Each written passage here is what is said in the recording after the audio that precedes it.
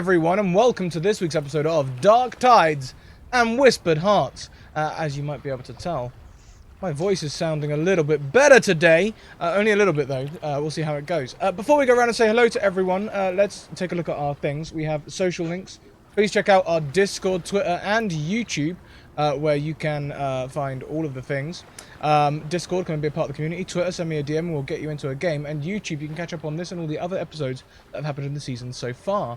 Also, check out the tweet. Every 10 retweets, Alice does some funky stuff. So go and retweet the tweet. Also, check out our sponsors. We are currently sponsored by Hero Forge. You might have seen our minis on the intro screen just a second ago, where you can go and make your own as well. They're fully customizable, hundreds of parts for thousands of combinations. It's great to see you all. Go and check them out. Also, check out our sponsors, The Deck of Many, who made The Deck of Many Things, The Deck of Many Animated Things, The Deck of Many Animated Spell Reference Cards, and also the Humblewood setting for 5e. All of my stuff is packed, otherwise I'd have stuff to show off and show to you, but I can assure you, it's all lovely stuff. You should go and consider buying it. Also, Mage Hand Press. Mage Hand Press just released their Dark Matter book in hardback. It's been 2 years in the making. I've seen every iteration since the very first PDF, and it's a beautiful product full of beautiful art and fantastic space material that's balanced for 5e. So go and buy it. Before we go around, let's give a quick shout out to Ascension Matt, who unfortunately has also fallen to some kind of crud. I think his might be kid crud rather than con crud, but same difference. So go and pop him a follow. He's on Twitter, and also he is part of the Ascension Stories crew, who are variety streamers who also do a little bit of D&D every now and then. Let's go around and say hello to everyone. Hey Alice, how you doing? Oh, hey. I'm Alice, also White Rabbit Pick on Twitter. I'm a DM, or your DM for today. I also DM other stuff. I'm also a player and other stuff on the channel. Also, I have a Patreon, because I need to remember that, because Mal and Hans aren't here. There are some new shoots going up this week, actually, if you want to check them out, of our wonderful Lauren, Jay, Kiana, and Avery, if you want to check those out. Also, as Scrat said, every 10 retweets, I don't do wild magic surges for this. As we know, this is the last the Awful See, so I am going to be doing things from the beyond that start to every 10 retweets, you know, not to freak anyone else out. Otherwise, let's hop around and say hi to everyone, and we're going to start with the very lovely Telepnia. Oh. It's me. Hello. And wow, it's been a while. It's been ages. It's been like 3 weeks. It's been ages. I'm so excited for this game. It's been far too long since we played. I have ironed out lots of character stuff, and I'm super excited to kind of play through this awesome game. I just love the whole theme of this setting. It's very close to home for me.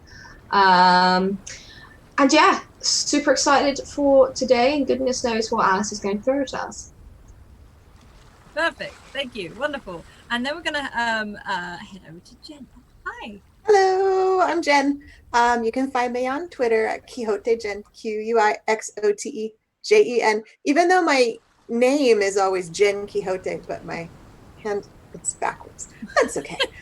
That's where you can find me. And I'm also, I do stuff on Featherfall Tabletop a lot, including Tuesday evenings, where I play like a super airheady, literal airhead, like Air Genasi monk.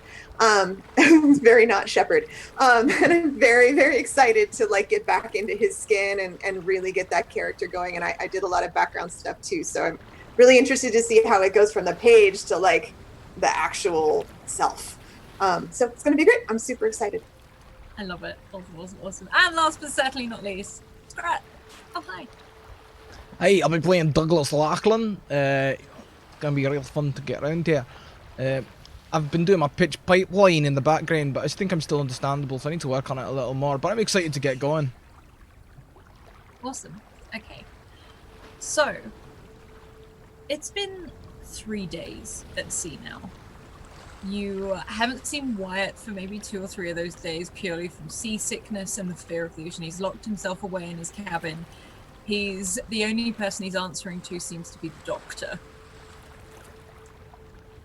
It is a darker day. It's not evening, but it's definitely heading off into the evening. It's very, very grey. The sun is setting. You can see it just sort of becoming lower and lower in the sky. The weather has been kind. A strong breeze fills the sails, and you can hear them sort of beating overhead, and that creak of the ship as it moves amongst the waves. These waves lap up against this figure head of Minerva carved onto the front of the ship as she gazes out across onto the horizon. It's a little bit cooler out here, but you've got heavy coats on that has been issued to you by your captain. And when I say issued to, forced on you by your captain, who is very aware of keeping his shipmates in the best condition he can, there is a real sort of taste of salt on your lips. Maybe they're a little bit cracked because of the spray and then that sea air. The gulls seem to have left you as you've ventured out far, far from land now. But where do we find Douglas right now on the ship? It's been 3 days. Well, now let's see. I mean, I only really need to cook one meal a day, otherwise it's just coffee and biscuits. So I guess when I'm not in my own little thing, that I like to go and stand by the figurehead Minerva, because she's good for my nerves, So I'm gonna go. I'm usually standing somewhere near that, watching the sea. I know navigators can tell things about the stars, but that's not me. I just think they're pretty. And what are you thinking as you sort of stand on this bow, making puns about a god? Never underestimate the ability to be thinking absolutely nothing. Staring at the stars, hearing the seawater, just letting nothingness come and go in my brain. Okay. And you calm your mind and you hear those waves sort of lapping up the side of the boat. As I said, the gulls don't seem to be there anymore. You can see James over one side of the boat. He looks to be scrubbing something.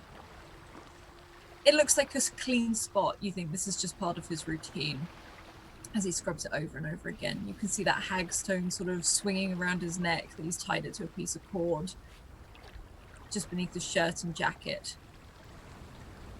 And oh yeah, I'd definitely call across. Hey, Jim lad, you gotta be scrubbing all day. You're gonna end up making a holding ship. You'll be bailing. And you see these wide eyes go as he looks. He jumps to his feet, brushes himself down, runs over to you, stands almost to attention, and it's just like, could you repeat that, sir? Nah, don't worry about it. Can I get you anything? Aye. Do you see that there on the horizon?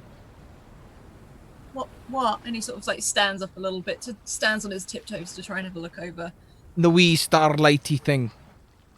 Do you mean a star? Aye, it could be. Close to the surface though, isn't it? Yeah, you're right, it is, isn't it? Aye. Perhaps you better stand there and keep your eye on that for me. Let me know if it does anything strange, eh? Are you giving me a duty? Aye. And if it starts singing to you, panic. Do they sing to you? Hey, it could be a siren. They're out here at sea, you know, singing to you, trying to bring you turn your ship towards the rocks. Many a ship has fallen to the sirens. They sound look, so beautiful. I mean, this is only my first time on the ocean. And he sort of leans in, like close to that. It's a siren. Hey, you're too young to know. Just know that they sound very beautiful, and that you shouldn't head towards beautiful noises on the water. Does this happen often? It's all throughout history. Oh, I guess it must be pretty important then. You keep your eye on that wee starlighty thing for me. I will. And he sort of like drops the mop where it is, and he goes and stands very like intently at this as he stands on the edge holding onto the side of the boat.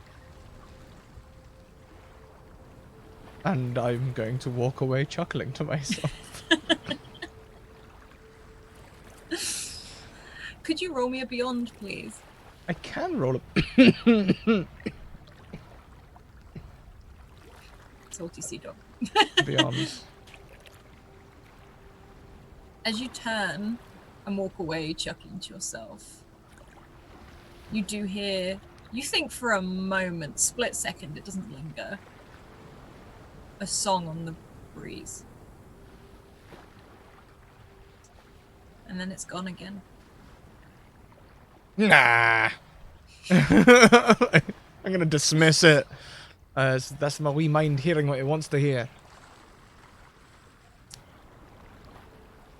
As you walk away, you do see the doctor coming up from downstairs. You can guess it's probably from seeing Wyatt checking on him for the day. Dr. Henry Sallow. Sort of dirty blonde hair. Again, looks like maybe it was smart at one point, but it is coming into the evening. He's got a thick jumper on, a jacket over it, but sleeves are all rolled up despite the layers. And he looks at you. Douglas, what are we expecting for dinner then? And you see him sort of sway slightly before he gathers his feet again. Let's see now.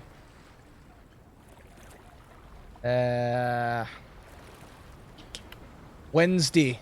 Salted beef, peas, and soup. Well, I look forward to it. Is James giving you any trouble? I was told to keep an eye on him. No, James isn't giving me any trouble. Won't be giving anyone any trouble. I've got him looking out for sirens. I was going to ask, what is he doing? Looking for What sirens. is he doing?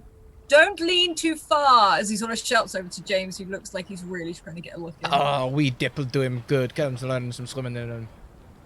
Not in this month, it won't. Can't you feel the chill in the air? You big Jesse.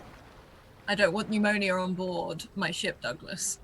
It's not even cold. And he sort of raises an eyebrow, like, I forget you're from the north.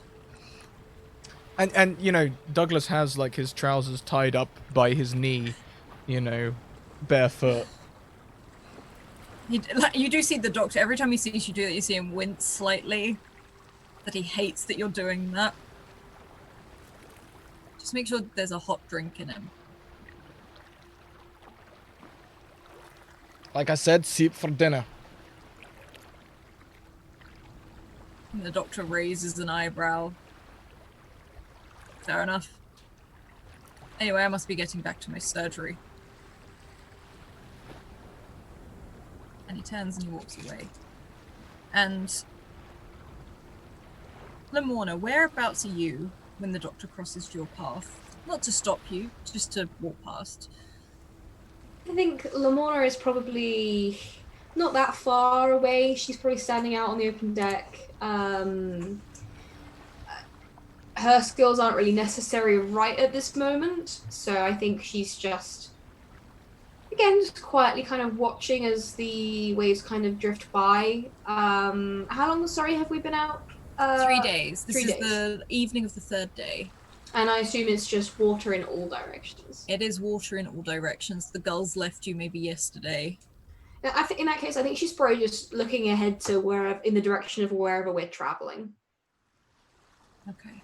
Not really saying anything or attracting any attention. She keeps her equipment kind of over one shoulder. She's very tall, and is kind of like a bridge between quite muscular and quite curvaceous at the same time. And she's kind of got her tricorn kind of situated on top, pulled down a little bit to stop the chill, trying to cover her ears up, and is just kind of leaning, watching out at the sea. You stand there for a while and it is very quiet, very soothing. You can hear what seems to be like a grunt from Douglas as he walks past and the doctor and he seems to exchange motions. You can also see James seems to be really focused on something. Not looking in the same direction of you, more sort of off to starboard. And you look out to the ocean and the sea itself is so flat. There is the odd wave here and there, but there is no rough seas. As we said, this has been, considering we left early because there was supposed to be a storm, the only inkling that you can see that there is one, or maybe even was one, Now the clouds that are gathering overhead, where they've really greyed and they've darkened, and they're moving fast. There's definitely a breeze, as you can see them move quickly. And there is a moment where you start to see the moon and the sun switch places. And the evening starts to grow a lot darker. And the wind starts to fall. It doesn't stop, but it calms down. And James is still there. I'll probably wander over to him, a little concerned, kind of frowning slightly, like, are you quite alright there? You haven't moved in a few hours. Oh, I'm looking out for sirens. I see. And, are you expecting many?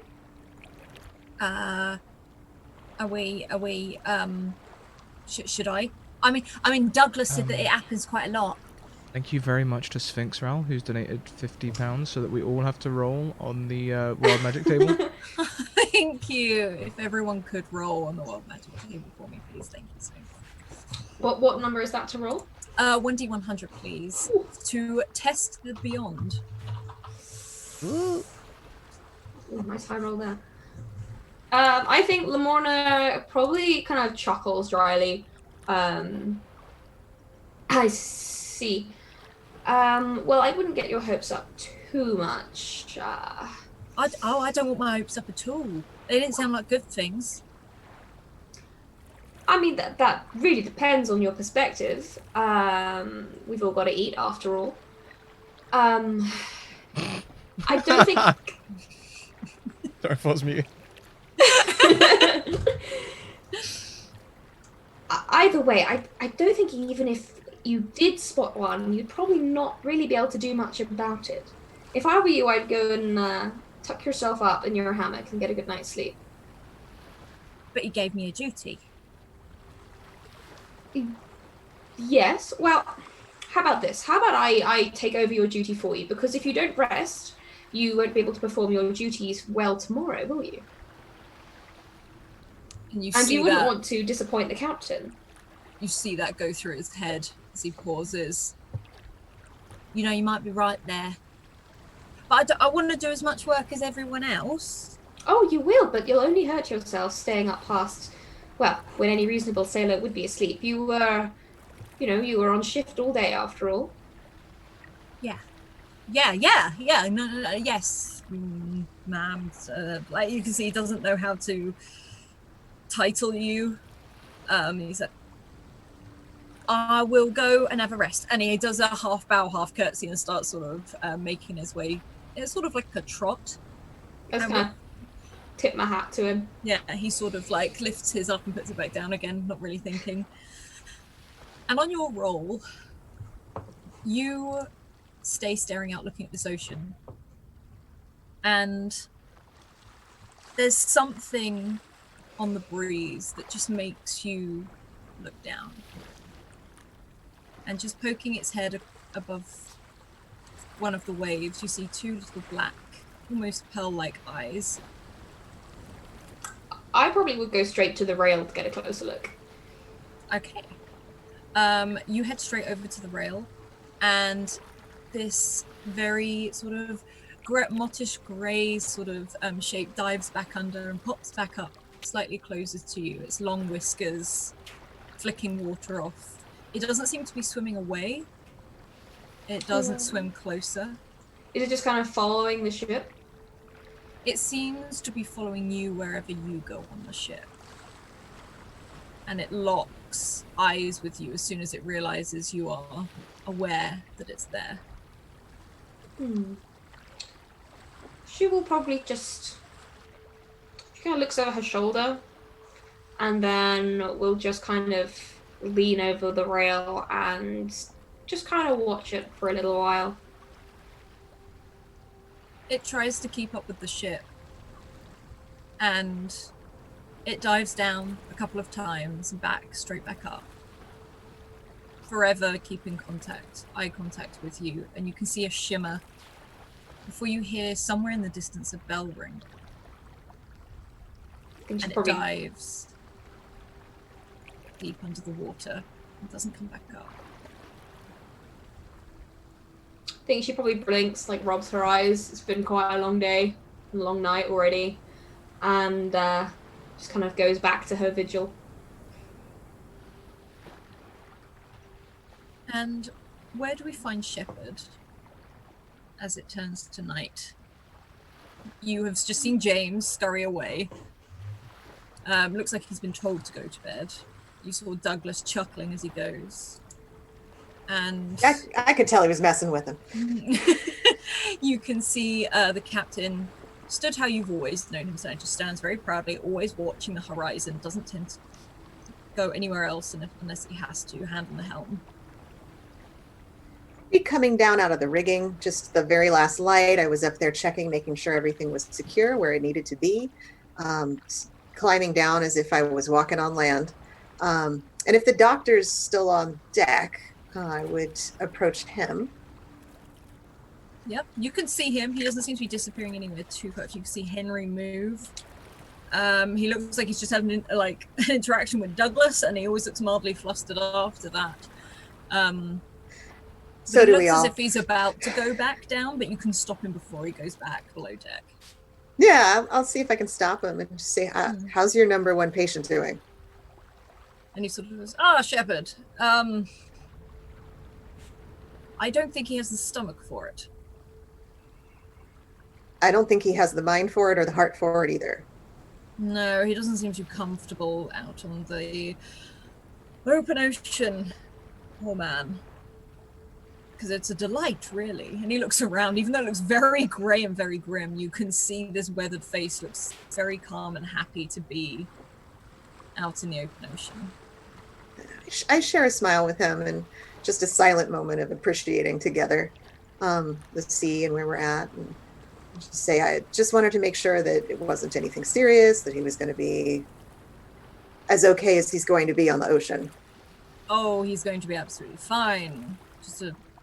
He's just on a course of dry biscuits for, until he feels capable enough to leave the cabin. It's not good for him, all that darkness.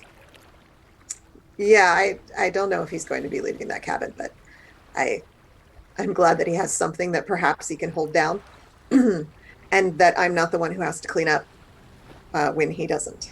So. Sure. And he sort of gives a half smile. He's like, we won't even come to the surgery. I have to go to him. He is definitely not seaworthy. He doesn't have sea legs, let's put it that way.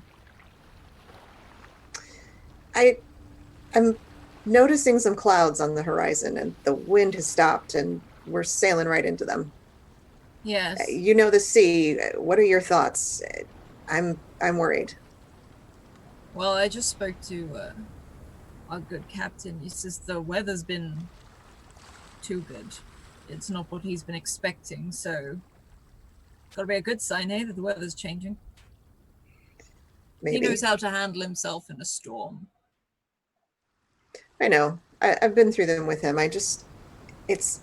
She's acting strange. She's acting strange. And it was strange before we left.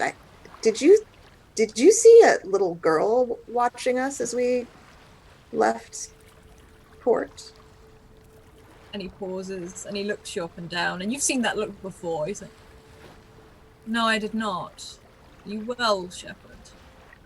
Oh, I'm fine. I'm absolutely fine. But yeah, there was never mind. It was just strange. It's nothing. It's nothing at all. Don't worry about it. I pretend I didn't say anything. Because people do see things at sea. It is a wonderful place, but it is a dangerous place. Well, she was on land, but when the sea shows me something, I don't think it's dangerous unless she's really warning me, and it didn't feel like a warning. It felt like something else. And he pauses. If you see it again, I would like to know. Absolutely. I will let you know. I've asked her, I've asked the sea to tell me, and she's just quiet. She's quiet right now. She is very quiet at this moment. I can tell our captain is unnerved. I don't know. He doesn't normally head for a storm, but he says the wind is going to drop soon. He wants a change. He hates things when they stay too stagnant. Yes. Well, I can talk to him. Who authorized that dog on board? It's really cute. So I mean, it's good. It's good to have a dog on board. It's better to have a cat, but close enough. And he sort of slows down from his, I'm glad there is a dog on board. And you see his eyes shift a little bit. You know that he too is a little bit of a suspicious man. Most of the time he is science. But he's been at sea long enough and seen things that he questions things. So it's always good to have a dog on board. They sense things before our human noses can. This is true. I mean, they're also really cute, but they do sense things before we do. So very helpful. You can see he has a dead serious face. This man always has just a very flat face, isn't it? I'm going to go and check on Wyatt. And James is talking about something about sirens, and I don't want him thinking that. I feel like you might be able to follow up with Douglas about that one. Oh, I could see him talking to James from the rigging. I have no doubt. And he sort of sighs, turns, and pulls up the collar of his coat. He's like, good evening, I'll see you at Eton. Good evening, Doctor. And he turns and he walks away. I would, at this point, probably head over to the captain to check in on how uneasy he really is. And just probably start with heading into a storm, I think. Could you roll me a brains, please? Brains, okay. With my absolutely no modifier on that.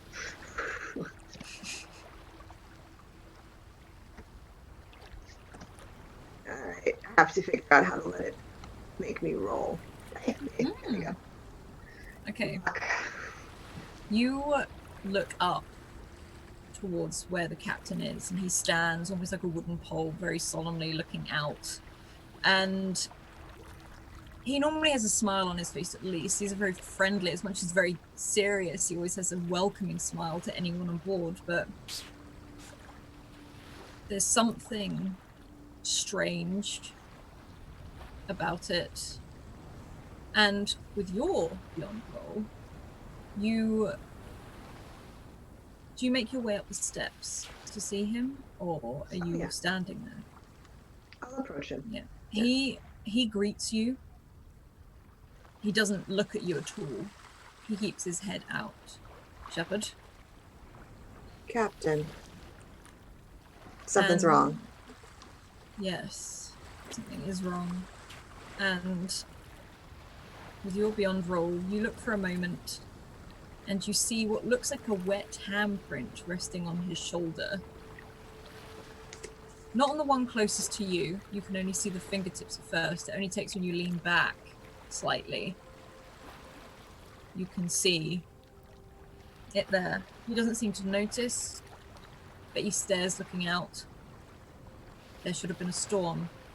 The air pressure's dropped. I can feel it, but there is no storm. There's something else. And I don't know what it is. I feel it too, and the sea is quiet in every way it could be. It's somebody been patting you on the shoulder? Did you? And he looks at you, and looks down at his shoulders. I don't think so. And you realize that he probably doesn't see what you're seeing. Never mind. the light. Things look strange in the twilight. It is getting dark. I should get James to light the lantern soon. Where is James? And he sort of, for a moment, he sort of pauses. Like, his mother is going to be mad at me if I don't get him to do some adventuring type thing. He starts to murmur to himself. He's like, James? James! And for a moment, you can see this little kid come crashing out. He looks like he's in a nightshirt. He looks like he's in a nightshirt and has thrown a coat over the top. And he's just like, yes, Uncle, Captain, yes. Yes. And he sort of is like, would you like the lanterns, boy? And you can see this very gruff captain. He's got that stubble coming around, this very firm jaw. He's probably a very good-looking man. He just looks very, very weathered and constantly tired. And James sort of scurries back. You can see a boot half on as he sort of starts going around and lighting these lanterns. The crew's been having fun with... they've been having fun. Everyone has fun with James. He needs to learn to be a bit more quick-witted, less naive. Well, the only way to do that is to... And the only way to do that is for him to figure out that everyone's messing with him, and then we have to mess with him for him to figure it out. So we're doing our job with him. And the captain gives you a glance. There is a slight quirk of a smile as he sort of undoes one of the bottles and takes a swig from it. My fear is that he's not going to clock it.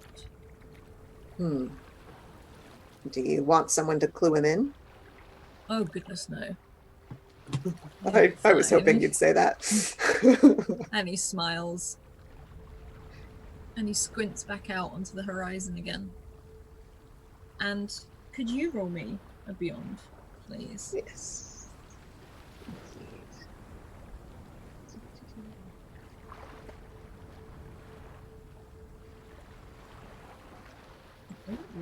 Okay.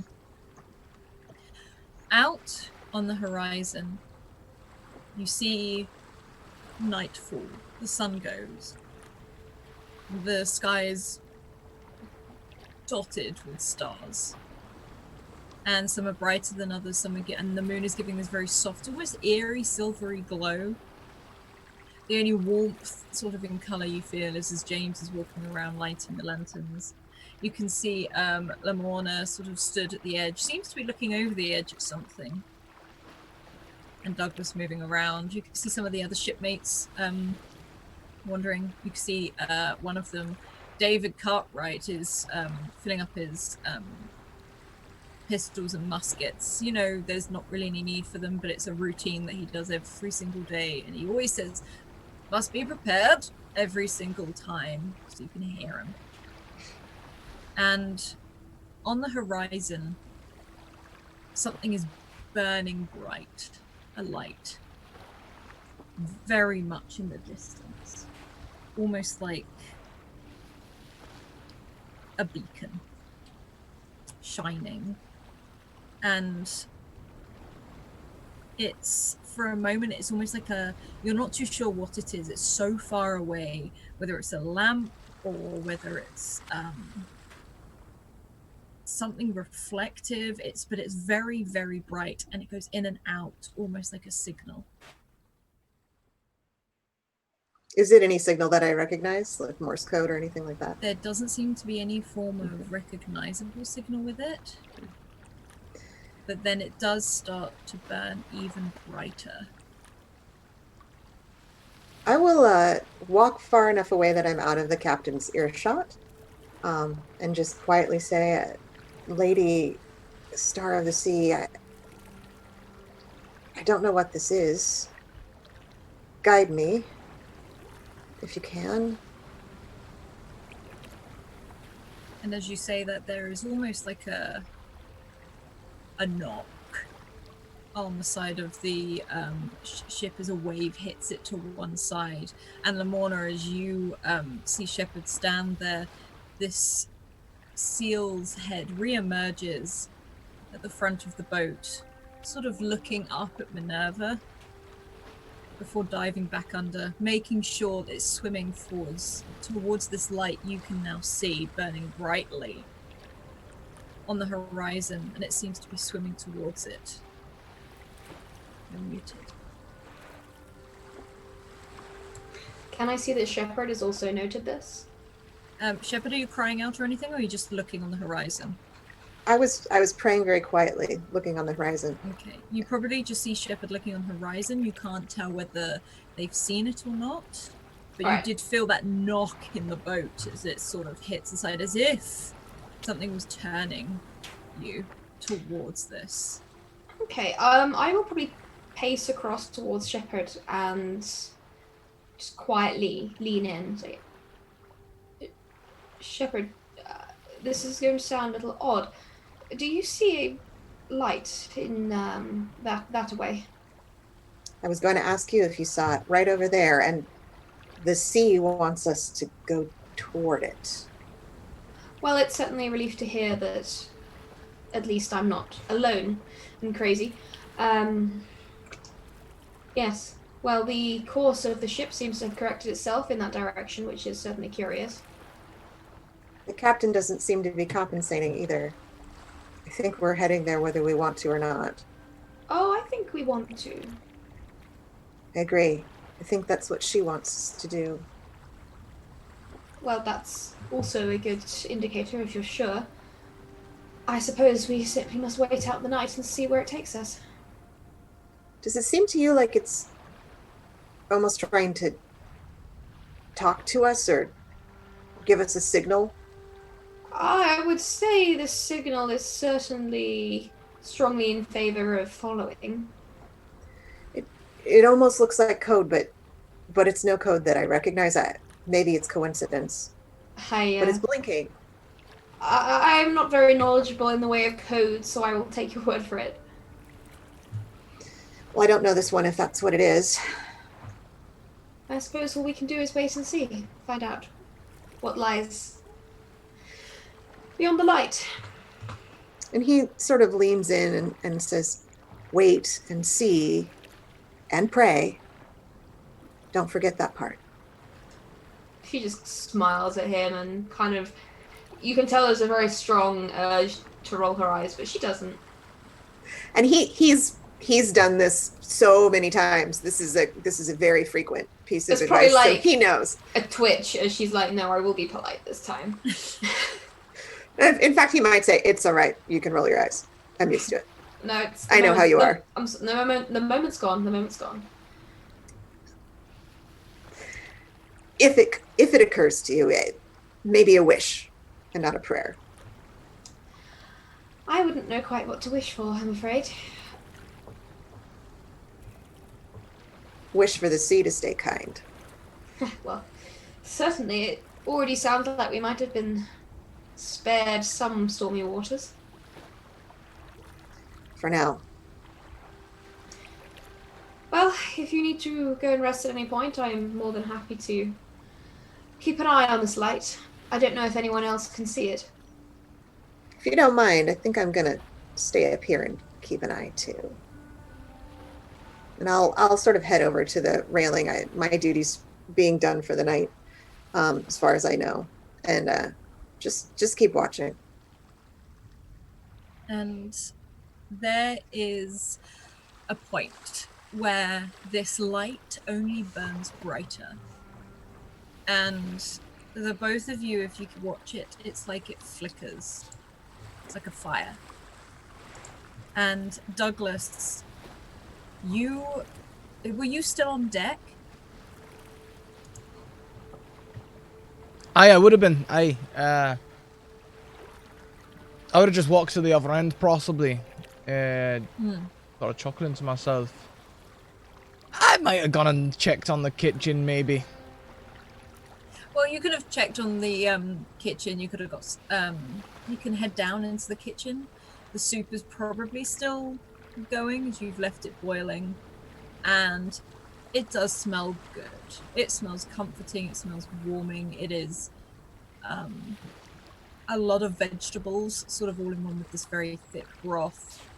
You see some bread that looks a little bit stale, but is always served with the soup to sort of soften it up a bit again. Aye. And all of these herbs and things sort of in your little almost cubby hole of the kitchen, as it is small. but it's just the right size for Douglas Lackland.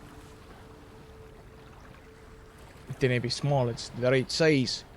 Yeah, no, I'm just gonna check things over. I wouldn't leave the pot boiling though. That's just an appetite for disaster in my opinion. It's gonna make mess everywhere. I'll have everything in the pot though, ready to be boiled up later. I'll just lift the latch off the pot and have a little look inside. Maybe give it a sniff. You get that steam sort of come up. Very delightful And smell. I haven't lit it yet. That would be terrible. Don't want to set the ship afire.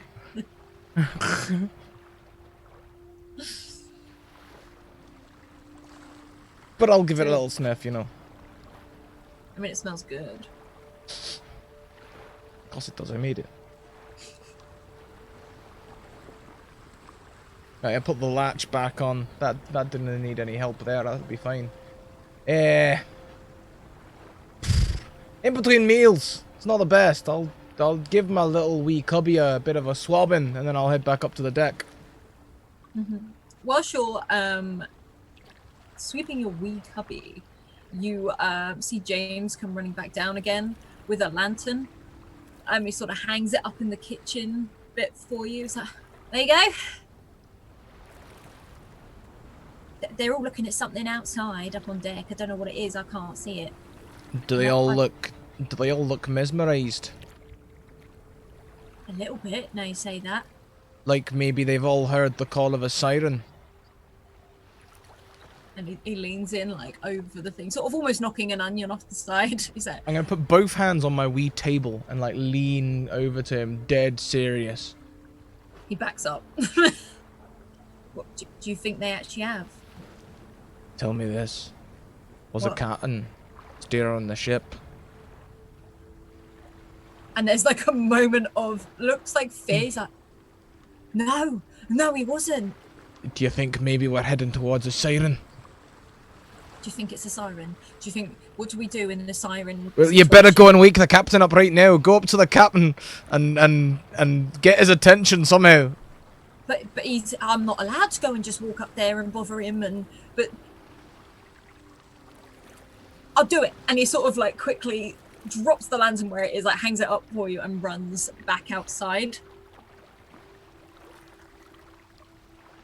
This boy's a fool.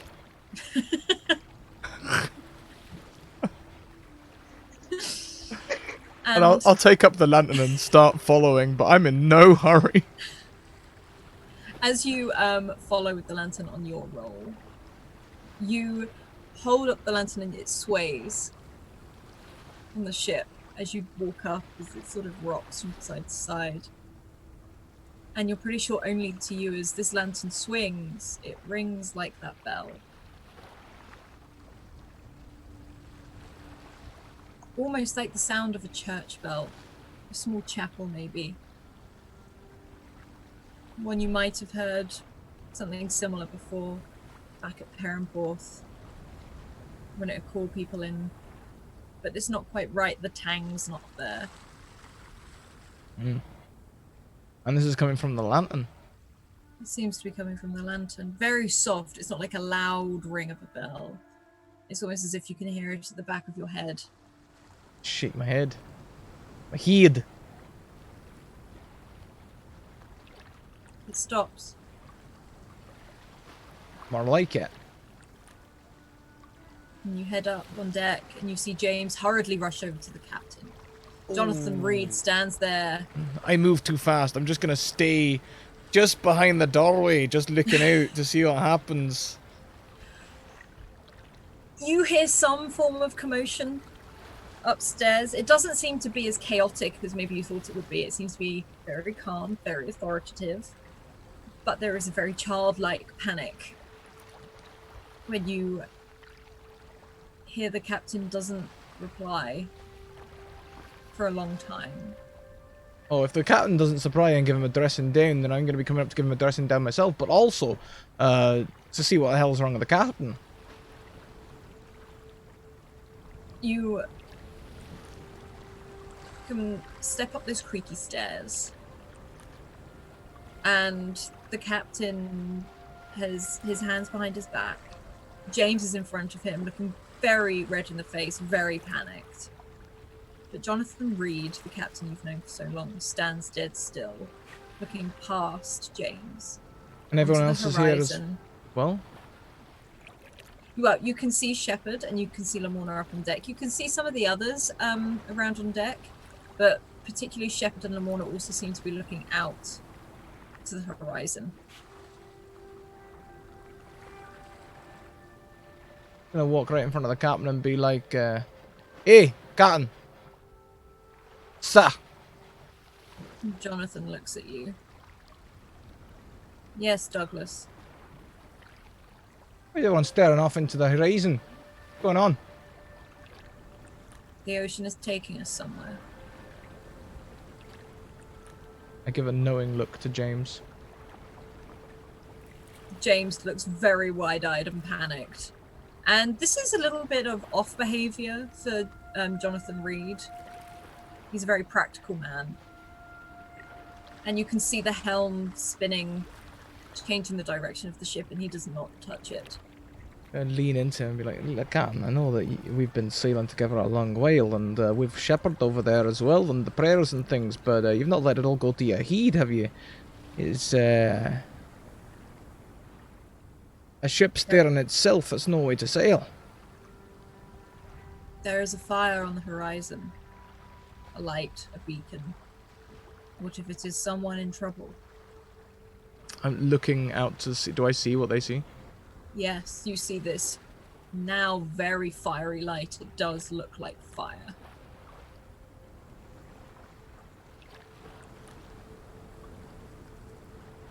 Alright. Minerva will guide us, as will the cart. Alright. As long as you'll know what you're doing.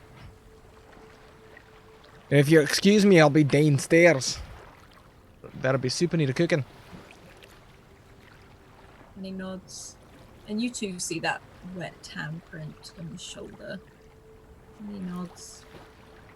Just gonna brush it off him. Yeah, he looks down at your hand and looks back out on the horizon. Do I get rid of the hand? You do. Good. Let's walk over to Lamorna and Shepard over there. The both of you are looking out over this fire, and it does look like a rather large flame now, as if something has caught fire, but it's in the middle of the ocean. And you can see Douglas coming towards you. You can see James now stood very much to the side, looking a little bit awkward, but of the captain. He continues to light lamps.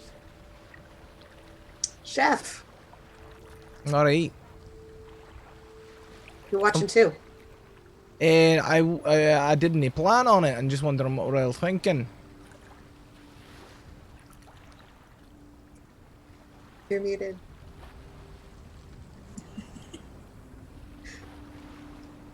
Well, you probably have the most experience with fire out of the lot of us, so what do you think it is? I wouldn't say that's true. Cooking and fire are two very different things. Cooking's all about control, timing, and scheduling and stuff, whereas fire, it's wild. Are you sure? Because I witness a lot of chaos in your kitchen. If I have a wooden spoon or anything, it's gonna wooden spoon Lamorna. Constructive chaos. You wouldn't spoon them on. Didn't he talk bad about the hand that feeds you? Not at all. I think, a little bit of chaos can lead to discovery, and it certainly, well, no, it's fallen apart. This compliment is completely dissolved. Might not be the time for pea soup discussion anyway.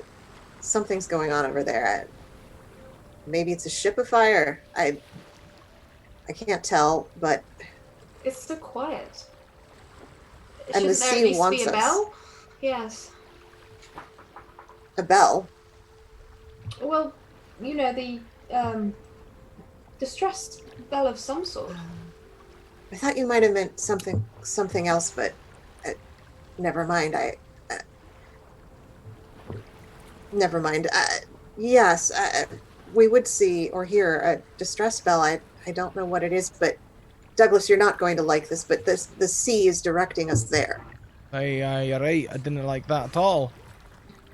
As long as you don't tell Wyatt, I imagine he would like that even less. Poor Wyatt. Poor Wyatt. Hey, I've got some ideas of that. Maybe we can help the poor fella. Oh, this isn't another of your homemade cures, is it? It might be. It might be. Let's see what I've got laying around.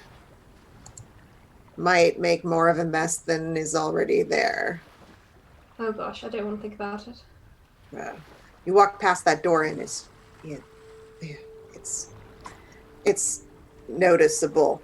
Can I tell kind of what distance we are from the light? Is there any perspective? You can now, you'd say maybe you've got another maybe 30 minutes of sailing to get there. But you can see it growing larger and larger on the horizon, reflecting on the water itself. And you can see the clouds have really encroached above this. And they look like storm clouds? They look like storm clouds, but there's no thunder, there's no booming or anything. They're just moving very quickly. I mean, we might have some rain to put out the fire, but I don't know. The weather it's also odd. Very odd. I don't think we'll be able to draw any assumptions until we arrive. And we don't know what it is, so I don't know how to prepare. No. All we can do is watch. Indeed. And is there anyone stood where they can look over the edge or look in a different direction, or is everyone just focusing on the horizon? Well, I was at the railing, but I'm not looking down. I'm looking at the flame. Okay. And you continue to look up the flame as it grows larger and larger as you get closer and closer. When you see Jonathan Reed, the captain, step forward and take hold of the helm, and very firmly moves the ship as if he's weaving it in and out. And he looks down to all of you, just like, keep an eye. We've got lower. And you hear a much louder creak. And you can see James run to the edge and point down. He's like, look, look! It's getting much shallower. And you can see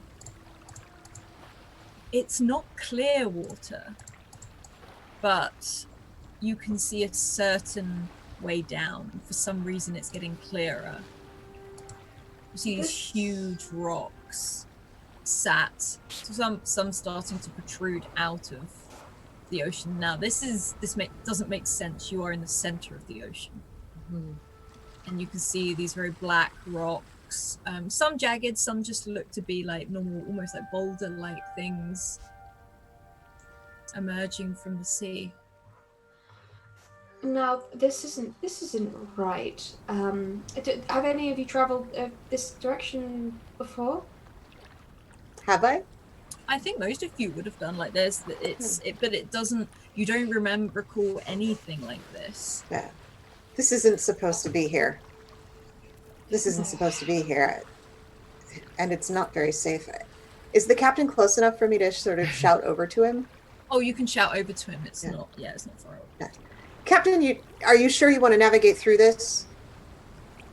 And he sort of looks down at you very, very quickly because he doesn't seem to want to take his eyes off where he's going. So, I don't think we have a choice, Shepherd. Take a look. And you can look over the edge and you are surrounded by these rocks. And you can see it's taking very careful navigation to get through all of this. You can see weeds and things like that sort of clung to the rocks, and also the difference is where you see some barnacles and weeds clinging to the rocks, which definitely suggests that sometimes this rock is underwater, as they seem to be attached there. And you can see what looks to be almost like, you could almost say it's like sometimes they've called it sea hair, where it is the big, thick, very thin strands of seaweed and kelp that is sort of floating along the top. You can see sort of large clusters of it as you sort of drift through, and the sea has changed from a very grey to a very deep blue. Something's wrong. We shouldn't be here. Where are we? I have no idea. And that's an odd feeling. We could end up foundering in the middle of the sea. This is not how the tides work. No, it's not. Captain, do you have any idea where we are? You're very quiet. And Jonathan is still staring. You can see him really moving it at some points, and you can see how close some of the rocks get as that creak comes by. And he looks down and he's like, I don't understand. I don't understand. This wasn't here before. We must have taken a wrong turning somewhere. This doesn't make sense. Someone get the sails down. I don't want to be pulled in the wrong direction by the wind.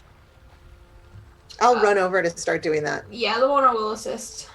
Okay, you two can both probably climb up. You'll need to climb up to unfasten the top ones. If you could both roll a brawn for me, that would be great. Just to see how quickly you get up there.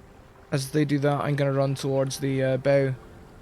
Okay. And lean over the edge of the lantern and be calling out to try and watch for rocks. Perfect.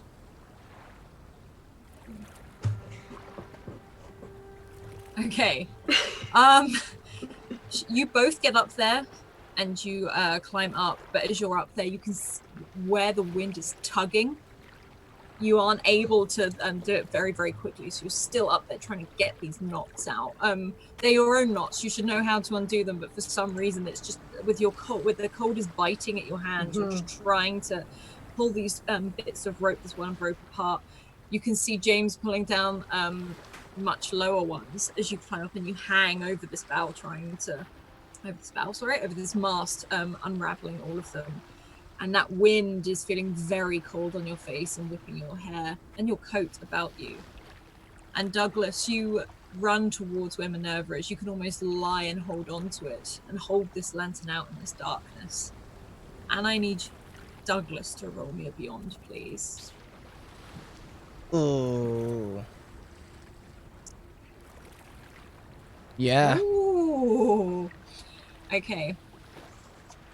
Douglas, you're there, and you're sort of are you calling out, or are you whistling? Are you actually shouting words? What are you doing? No, I'll definitely be shouting rocks, positions, and distances, like, you know, starboard 5 feet, angle right, you know, like, And you can hear, like, Jonathan yell, "Good man, Douglas," as he's sort of trying to control it at the same time. You can see someone else is coming up and giving you another lantern.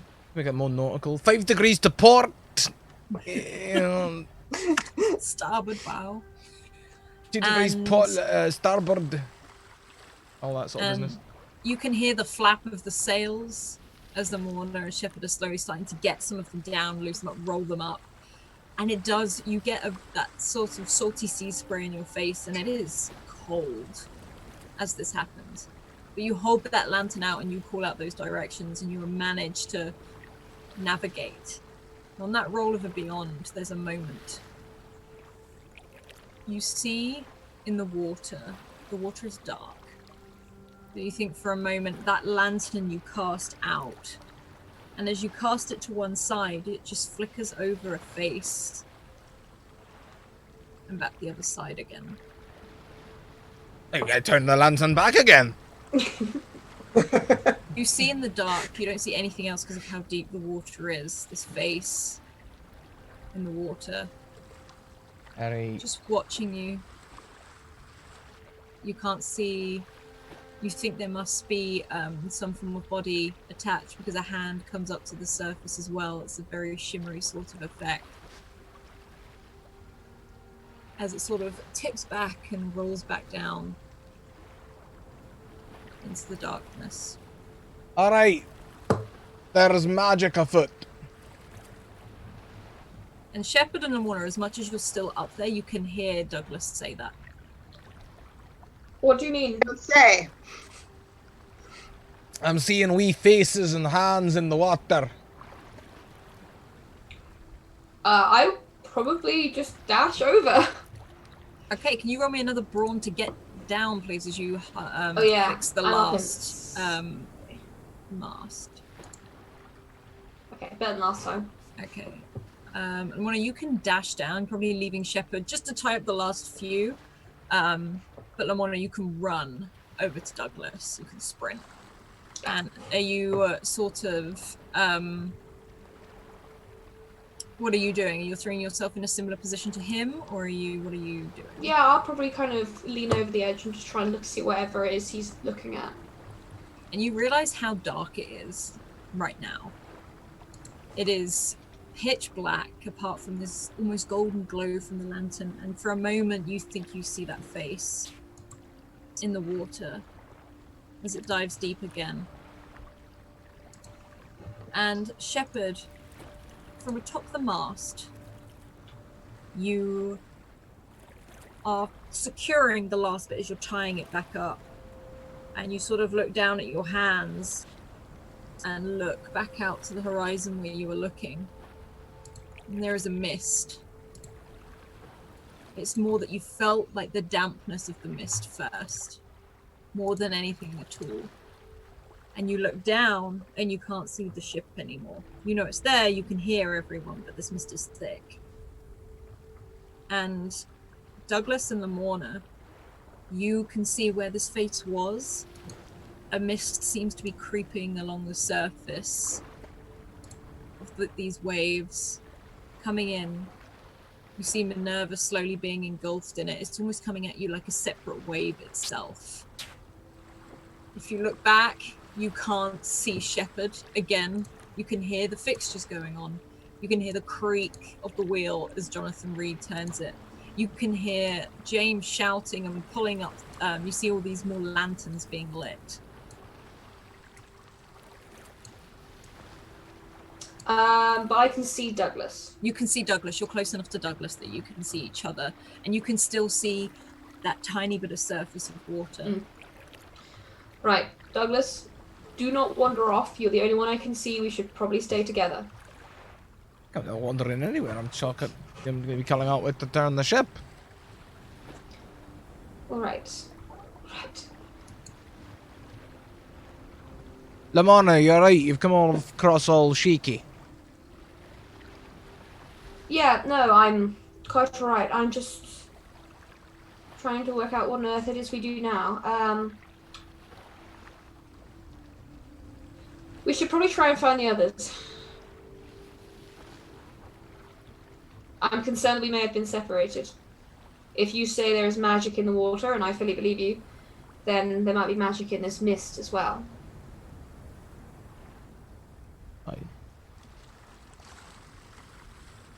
Well, I guess that makes sense. But if I'm not here shouting out where to turn the boat, then well, we're going to be real topsy-turvy in no time, aren't we? Alright, hold on. And I will just shout loud enough so that the others should be able to hear me, just to see if I get a response. You get a response from the captain straight away. Just like, it's just a dense mist, we'll be fine. Just sort of yelling, just keep an eye on those rocks. You can hear a clatter as James comes running towards you. You actually see the glow of this lantern first. Can I try, I try and catch James before he goes too far? Like, hey up, little one, you will fall over. Yeah, you manage to grab him and he's like, there you are, miss. I got your lantern. And he's got like two in one hand and he's holding one out. He's like, I'm just trying to put them everywhere on the ship. Nope, that's a very, very wise plan. Commendable. I will take a lantern and just kind of cast it out over the water again. And you cast it out, and as you do, you both like move this these lanterns out. You can hear them rattle as they do, and this mist goes red. A very dark, almost maroon red. And it feels strange. It doesn't feel like a damp mist anymore. It's almost like smoke. What does it taste like? You can still taste the salt in the air. It still very much tastes of salt. When you say it tastes of salt, Alice. Like salty water. Okay. Like salty water. Yeah, not that. It tastes of salty water. And it's not like a crimson red or anything. It's a very dull red. You can still see a very greyish feel to it. And Shepard, up in the top of this mast, you see that this red mist is sort of coming around. It doesn't look like it's reflecting fire. It's just a different kind of mist entirely. Yeah, it's just as if it's completely separate. Hmm. And to you, you feel warm. As if you were sat by a fire. Or lit one. Oh, that's nice. I'm gonna stay up in the rigging just to try to see if I can see anything. I know it's a thick mist, but like how far we are from the light. You can see a distant glow in the distance where it looks exactly like the beacon you saw beforehand. And you can hear everyone maybe rushing about below. You can hear the captain shouting orders. You can see these little dots of light darting about, and you're pretty sure that's James. Mm-hmm. But there's a strange sense of calmness. It doesn't feel like this is something to be feared. This feels comfortable. And the red tinge slowly falls away. It's still there, but it starts to fall away. Be calm, everyone. It's going to be okay. We're safe. This is friendly. How can you tell? I just know. I feel we're safe. I start to climb down the rigging. Can you roll me a brawn, please?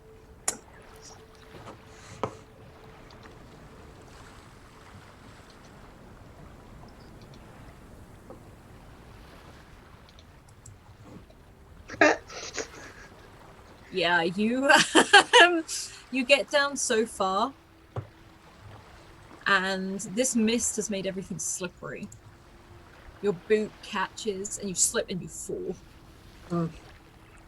And do you yell as you go down, or? Oh, well, when I hit, I'll be like, ah.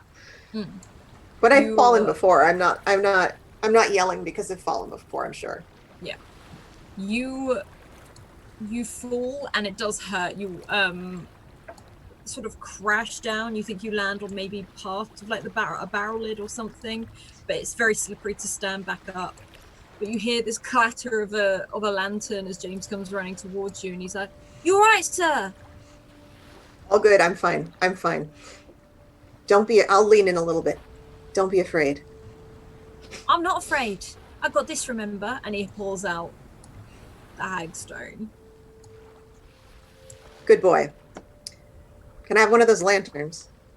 Yeah, and he sort of like pulls one of them off the side and holds it up to you. And as you take it, it rings like a bell for a brief moment. All right, I'm going to go find the others. And he disappears into the mist. I'll try to, if I can get a sense of where Douglas and Lamorna are, I'm going to head in that direction. Kind of rubbing my tailbone as I go. You have a general sense of direction due to you knowing the ship, and you can see two lanterns that seem to be hanging off the side of the boat. There's these soft glows. And as you get closer and closer, you can see their faces, almost not a lot of it until you get very close, but you can tell it's these two. Anything else in the water but rocks? Sorry, you're asking me or them? Oh, no, I'm asking them. Sorry. Oh, okay, sorry. Well, there were some... I mean, I'm not sure what you would think of this, given your proclivities, but faces, passive, looking up. Like someone drowning? Or something else? No. No, far more still. Do I have any like any stories or superstitions or any kind of knowledge of lore that would give me a sense of faces looking up at us from the ocean? I mean, you've seen. In fact, roll me a beyond, and I'll just see how much you can think or remember at this. No, sorry, not a beyond. That's my fault. Oh. Sorry, brains. Sorry. Okay. Darn, because beyond is better. Okay. So, from your knowledge, it's more maybe it's a mixture of fairy tales and a mixture of intellect, where you may think maybe your head sort of goes to lost souls, lost at sea. However, that sort of thought goes also to if this is a beacon calling for help. What if this was an actual body in the ocean? If there has been a ship that has been wrecked, considering how many rocks there are around you right now. So I'll sort of shout up to the captain a possible body in the water. And he pauses before he shouts out, "Everyone, call out your name to count for you're accounted for." And you start hearing the names go up. Do you reply? Yeah. Oh yes. Yeah. Aye. And you hear the captain, "Not one of ours. Keep an eye out, but I'm not risking any of ours in this fog." Yes, sir. I keep an eye out. And you spend a fair while drifting through this mist. Only once, maybe you think you see that face again in the water. And Lamorna, you think you see those two little black eyes pop up every now and then in the distance. So you can hear James rushing about as you head through this mist that keeps this very grey, reddish tone to it. There is no breeze. The breeze is gone. Everything has dropped. The rocks seem to become less jagged. But as you do look down, you see planks, you see masts, you see a lot of submerged ships as you head through these rocks.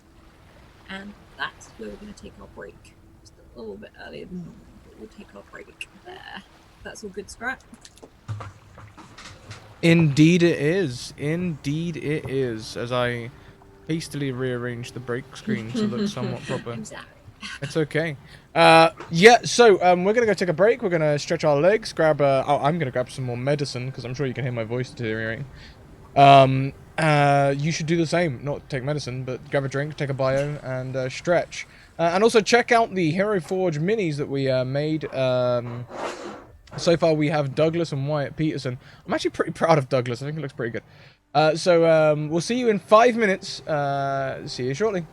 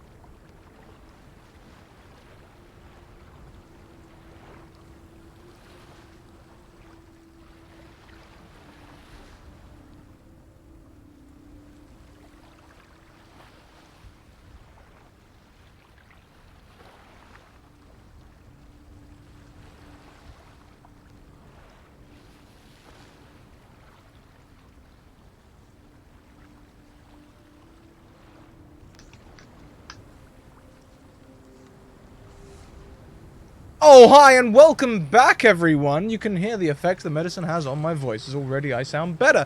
Let's get back into it. Hi, Alice. Sorry, as I take a quick drink of my fizzy make feel good, so I don't catch this cold.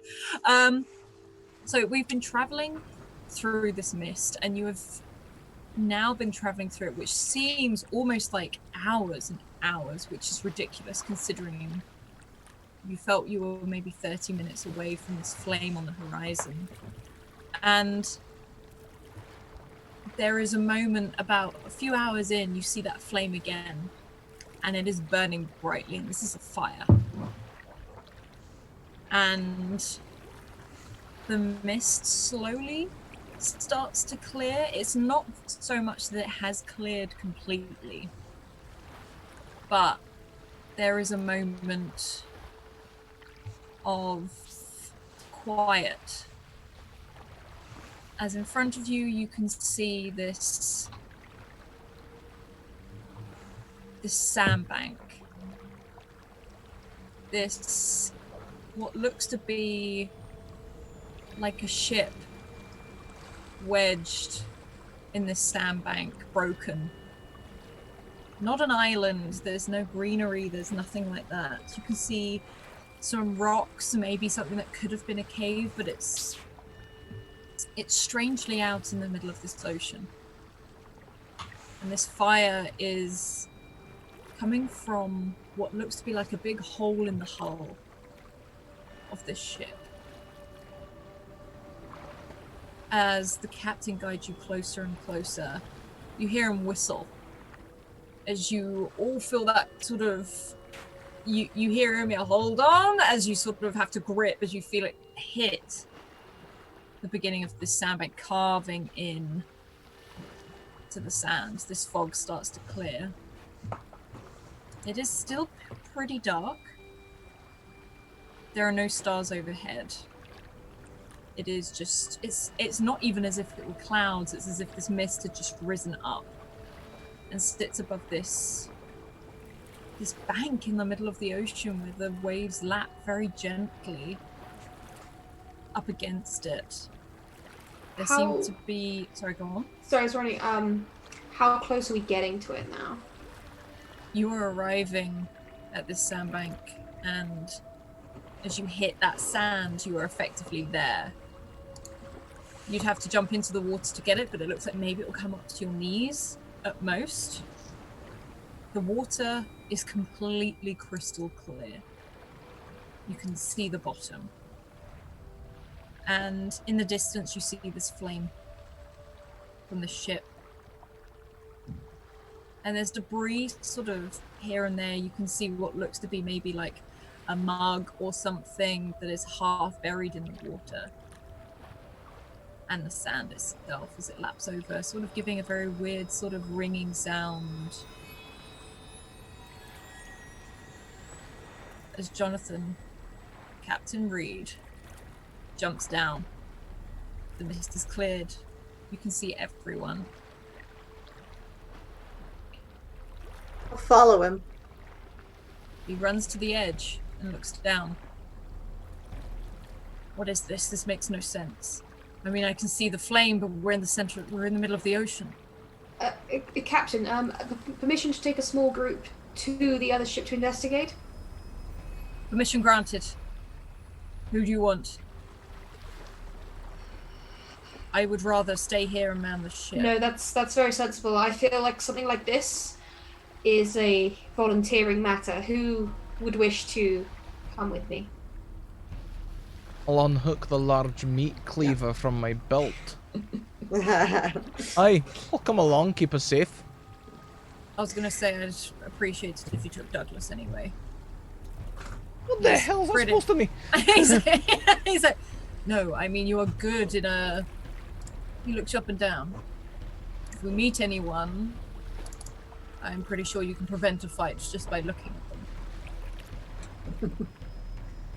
Or just talking to them and confusing them. That too. Offer them a birdie, was it? A bridie. Right. And I take my rifle off my back and just have it close to hand. James comes running forward. Me, I'm going. James, if you join us, who's going to stay here and watch for sirens? Captain Reed. Captain Reed has an awful lot to keep an eye on right now. I'm sure he would appreciate your assistance on the siren watch. Wouldn't you say, Douglas? Hey, I mean, it looks to me like we failed Siren Watch so far. I give him a shove. And James, you can see, looks obviously disappointed, but again, he sort of straightens himself up. I'll keep the lanterns burning so you can see where we are. That's very good. If we lose you, then we'll never find our way back. Okay. Pat him on the head. He sort of takes your hand and puts something in it, and it's the hag stone you gave him. You give it back to me when I come back. Okay. Just, you're going on to... He sort of leans in. Apparently things like this ain't supposed to be out in the waters. Mum says water's not safe. James, you have a good heart. I do? You do. Oh. Thanks. I'll bring this back. Yeah. It's important. I'll bring this back to you. I promise. Okay. Okay, we'll do that. Picking up some loud typing there.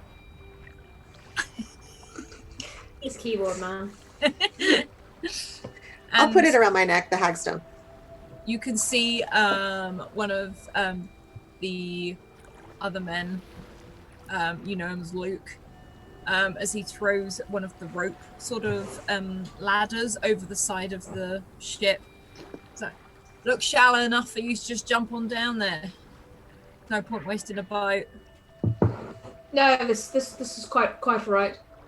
Assuming it's all right with the two of you. Hold on a second. I'm gonna take, we must have, rods and poles and things. I just want to poke and make sure it is solid. I've been fooled before. Is this because of Norway? Yeah, it is.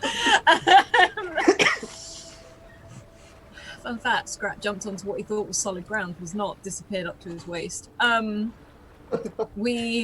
You take this pole and you lean over, and Luke sort of holds onto the back of you as you do. And Luke is this very huge man, fiery red hair. He's sort of a big beard, sort of gathering very wild blue eyes as you sort of jab down, and you can see it sinks maybe an inch into the wet sand. Otherwise, this ground seems solid. I We seem have Sorry. I seem solid enough. On you.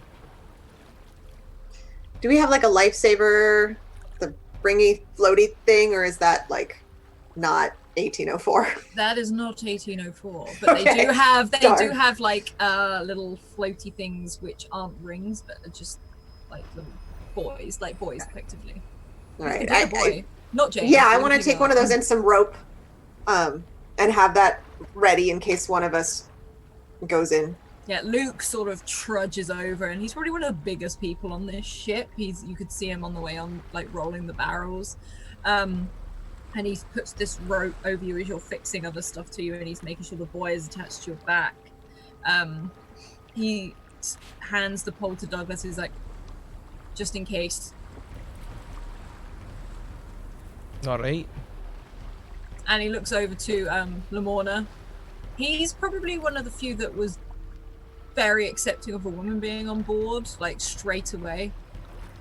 And he's like, good luck. Be just fine. Lamorna, you want to lead the way? Yeah, she will take the rope and then kind of splash down the last few feet. Yeah, you don't need to roll for this. You can sort of head down. You can see Luke holding onto the ship's rope ladder as you all climb down and splash into this water. He's like, you gotta call out twice and I'll come find you if you don't, if you get stuck or anything. I will bear that in mind. Aye. And James is there sort of and I'm lighting the lanterns. And he starts going around and lighting the lanterns more, and you see Captain Reed just give you a signal. Right, I will nod and start to very kind of carefully make our way towards the other ship, keeping eyes peeled at all times. You're trudging through water for quite a bit. Only maybe 5-10 minutes.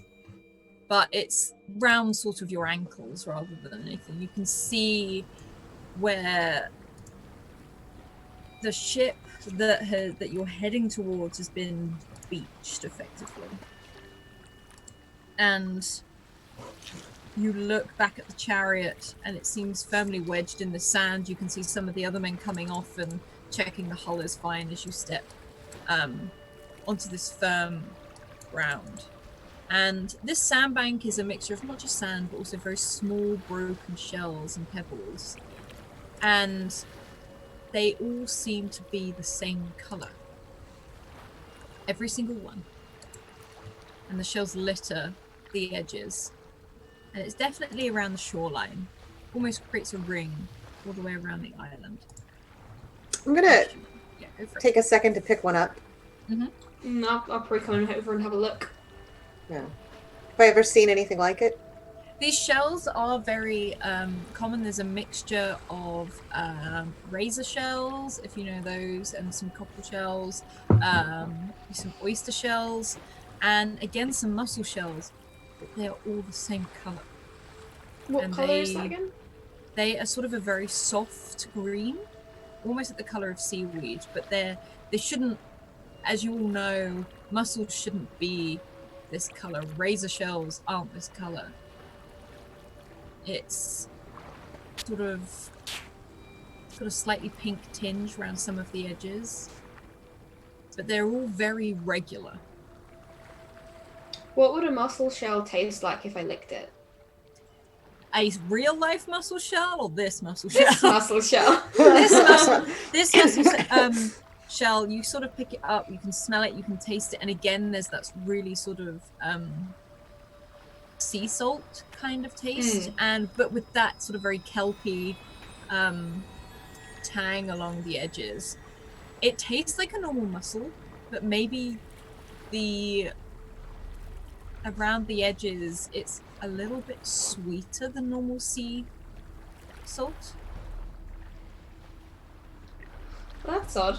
Douglas, what do you make of this? It's almost sweet. What the hell are you doing licking the shells? I was going to say that's also very odd. That's the weird thing going on here. It's an odd colour. It's quite clear. The next thing to do would be see if it is also an odd flavour. Naturally. Right. Of course.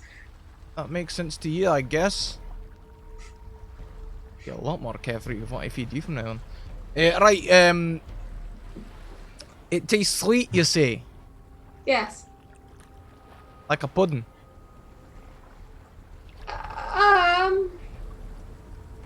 Well, yeah, I suppose so. Puddings are sweet.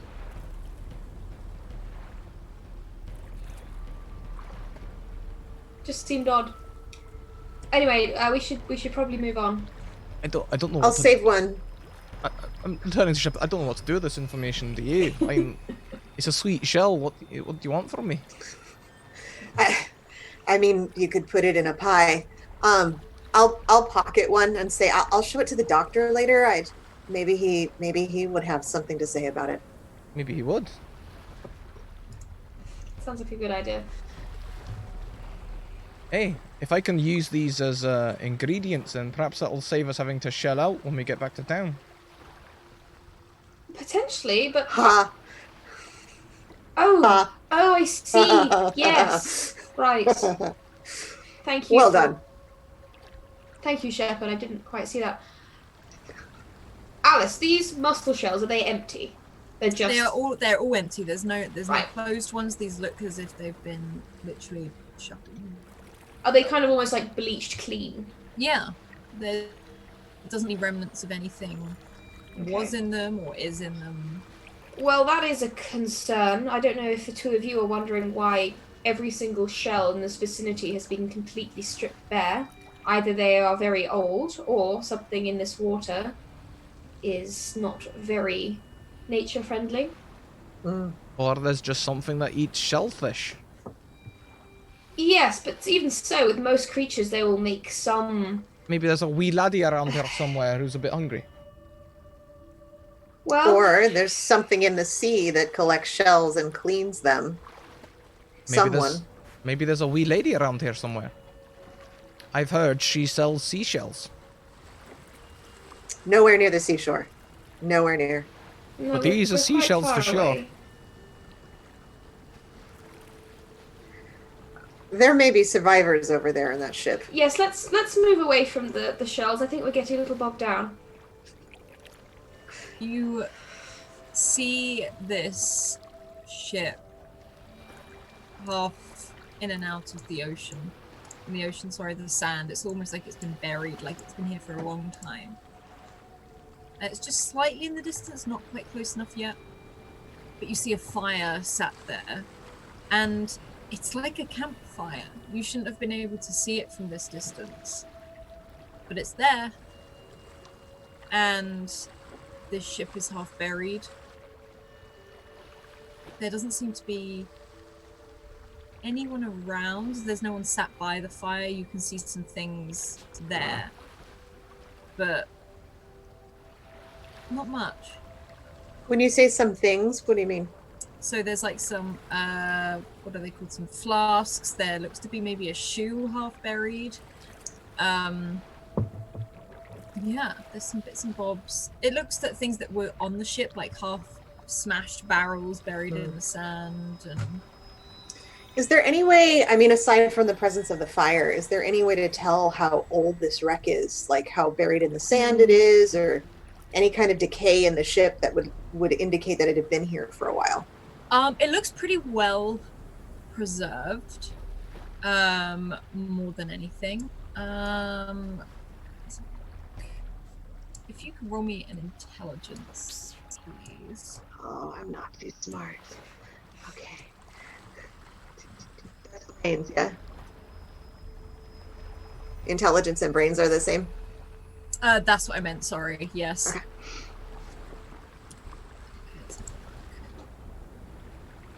My roll 20 loads. 6.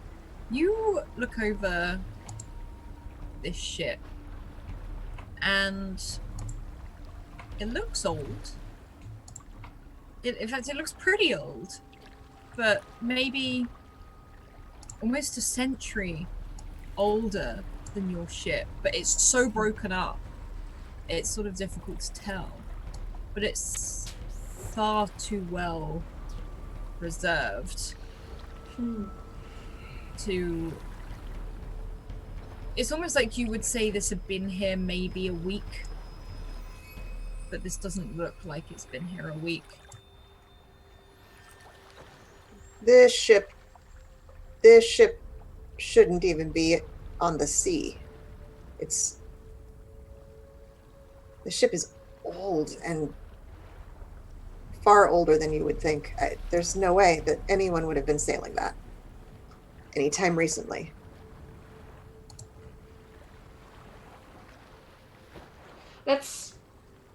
I'm going inside. We won't tell anything. Well, there might be charts, there might be a captain's log, there could be anything still inside, preserved if we're lucky. I'm with you. And I Hey, will. I'll take up the rear. Head in. And it's pretty dark in here. You can see a lantern has been lit in here maybe not that long ago. There looks to be what was maybe once a table or maybe a desk. There's papers on the floor. There's inkwells. There's what looks to be barrels maybe which contain food maybe once before. And you just see a lot of things that you would expect to find on a ship. But very old. You see some coins which are not in mint anymore. There's not a lot. It's not like a treasure trove. It's more some of them are scattered. And half buried. But who's at the front? Was it Lamorna. Yeah, she would be quite keen to stride ahead, I think. Yeah, your foot sort of knocks something as you look down, and you can see this wooden compass sort of half buried in I'll the sand. pick it up and have a look at which way the needle's pointing. As you pick it up, you can see it's painted red and white. Most like very old compasses used to be all the way around the outside, and the pin is just spinning. Well, that certainly seals the theory that we're not where we should be, and I show it to Douglas and Shepard.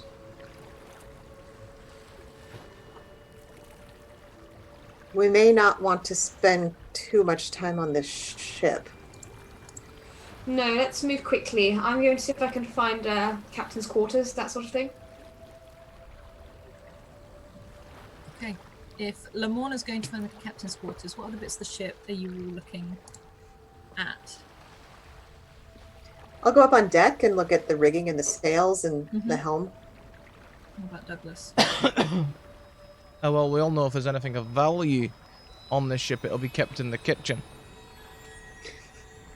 Okay. So, first of all, we will follow Douglas. Douglas, you managed to kind of figure out where the kitchen is.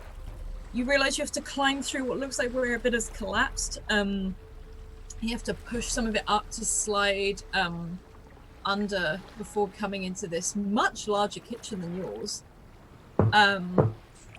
It's pretty much intact, and again you can see food products that they don't seem to be super, like, I guess I could say they're not rotten, they're not anything like that. They look very well preserved. You see lots of these almost terracotta pots with big cork stoppers. Some have knocked over, some are rolling down the floor, some of them are gathered in a corner where the ship is at a slight angle. You're kind of looking to your right, as if you're standing upright, is kind of like the floor of the kitchen with the way this is tipped. And you can see a lot of pots and pans and things like that that have been swinging to one side. Big sort of wrought iron stokes that you can guess were maybe for a flame or something.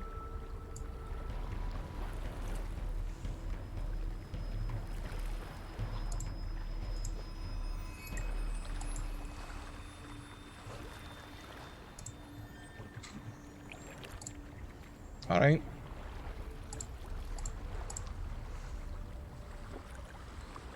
Where's the secret herb stash? I'm gonna be pressing the little sections of wall, you know, feeling the ceiling. You don't find a secret panel or anything like that. Ah, every cook's But got as one. you- There's gotta be one here somewhere. But as your feet step and you lean against the side of the wall, you realize one of the floorboards underneath sounds hollow. Ah, Hmm. are there any like old knives in here or anything? Because I'd rather use theirs than mine. Yeah, there are lots of just old knives and things you could use to pry this open.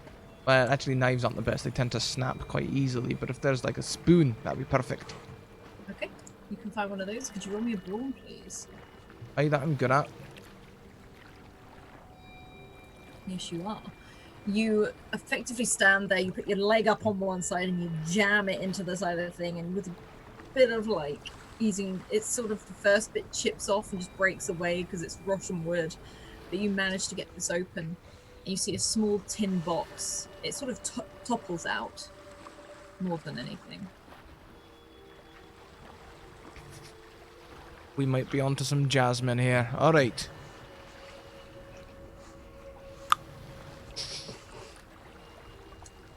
You open it up, and again, everything in here seems strangely preserved considering how old this should be. And on the box are some initials.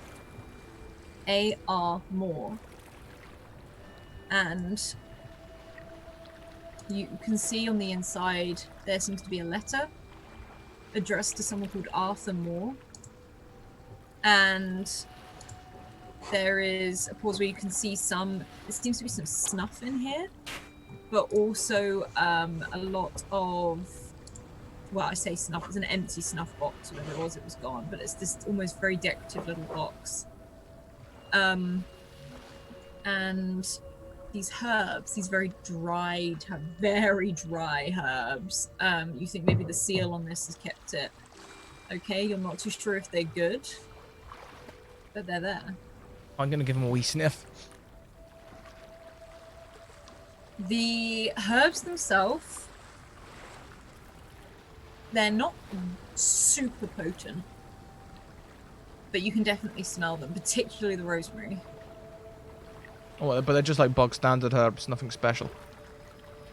They're not going to give you some sort of... No, they're not old enough to give you a dizzying high.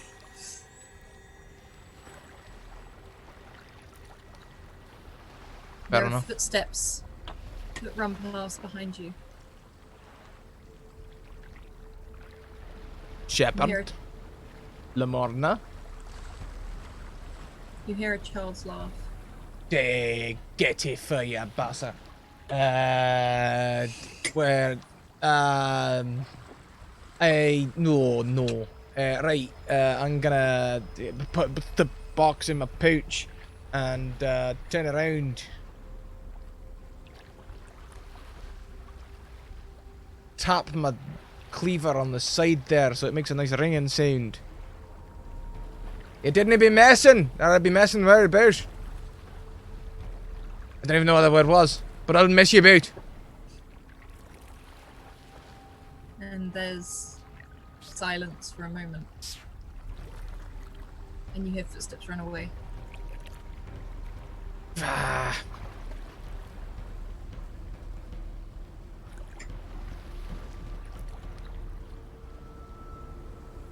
And we hop over to Shepherd. And Shepherd, you've come up on deck. And again, it's at a bit of a slant, so some of it you actually have to climb up using the railing. So what is it you're looking for up here? You're muted.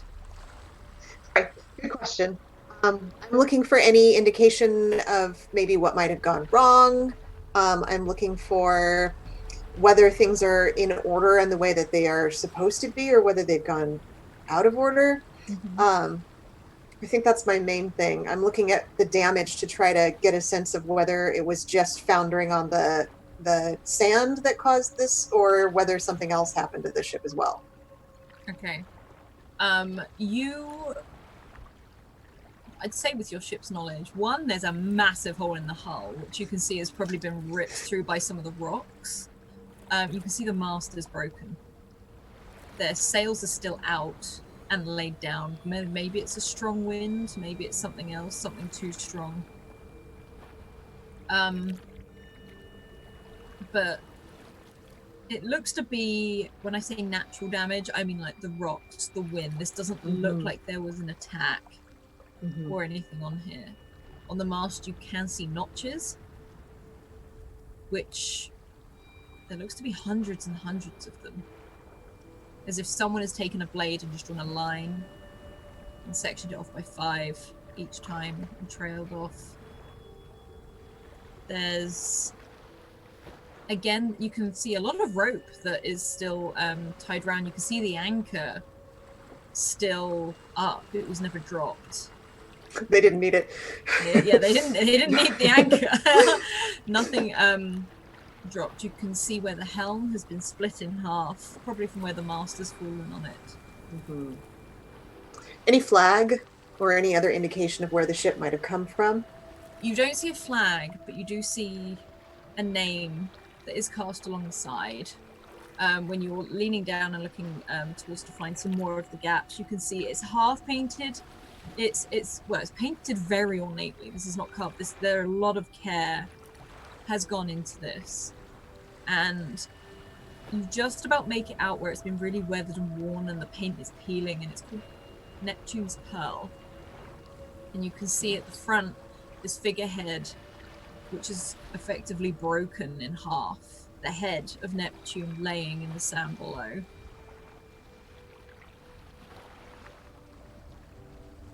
How far away from me is the head? If I is the side low enough that I could get out and pick it up?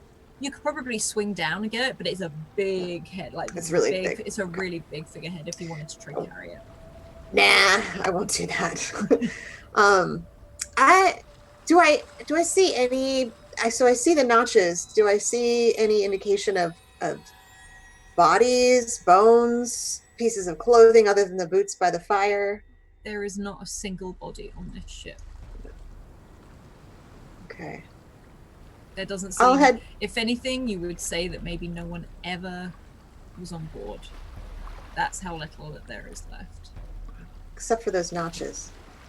I'll head downstairs, and if there are any other sections that I see that Douglas or Lamorna have avoided, I'm going to kind of find the rest of them, like the ship's hold and where everyone would have slept. And yeah, you can see the netting, and you can see other bits and bobs as well. You can see down in the hold, there seems to be a almost like the big cages, like jail cells, the big cages. One of the doors is open, but there's nothing in it. And behind you, you hear footsteps running. I'll turn. You stop and you see a small little hand on the door frame. Not looking Who's around at there? you just for a moment. Who's there? It's safe. Who are you? You can come in. And you see James's face pop around the door. Sorry, miss. James. No. What? I brought a lantern. It's dark. Why did you follow us? We told you to stay. But I'm a ship member. I'm part of the crew. We can't risk the whole crew for one exploration. I ain't no risk. All right, stay close to me. Will you do that much? I can do that. And you see him holding this very creaky, almost rusted lantern in his hand. Hold it up so I can see better. Just follow me and be my light. And he holds it up. And he's sort of like, he's looking around. He looks a bit, almost like freaked out by these jail cells, especially the one that seems to be open. Mind that you never get put into one of those, huh? I mean, they're not nice, are they? Not at all. And is it an unusual number of cells? Is it more than like... No, you'd probably say it's the right amount. Like if there was something that went wrong and you put something down in the hold, it doesn't seem to be like a jail ship or anything. It just happens to be somewhere. Well, James, when you disobey orders, sometimes that's where they put you. So, and he looks. I'm not telling when. You're okay now. You're okay. I'll cover for you. I'll tell them that I told you to come. All right, but you have to do what we say. I heard a bell ringing. What kind of bell? Like you know, the ones you hear on Sundays.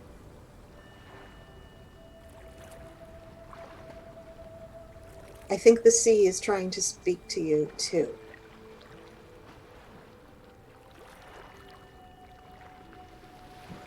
And he looks slightly awkward at that. I don't like that. It's a gift. It's a gift. It's a good thing.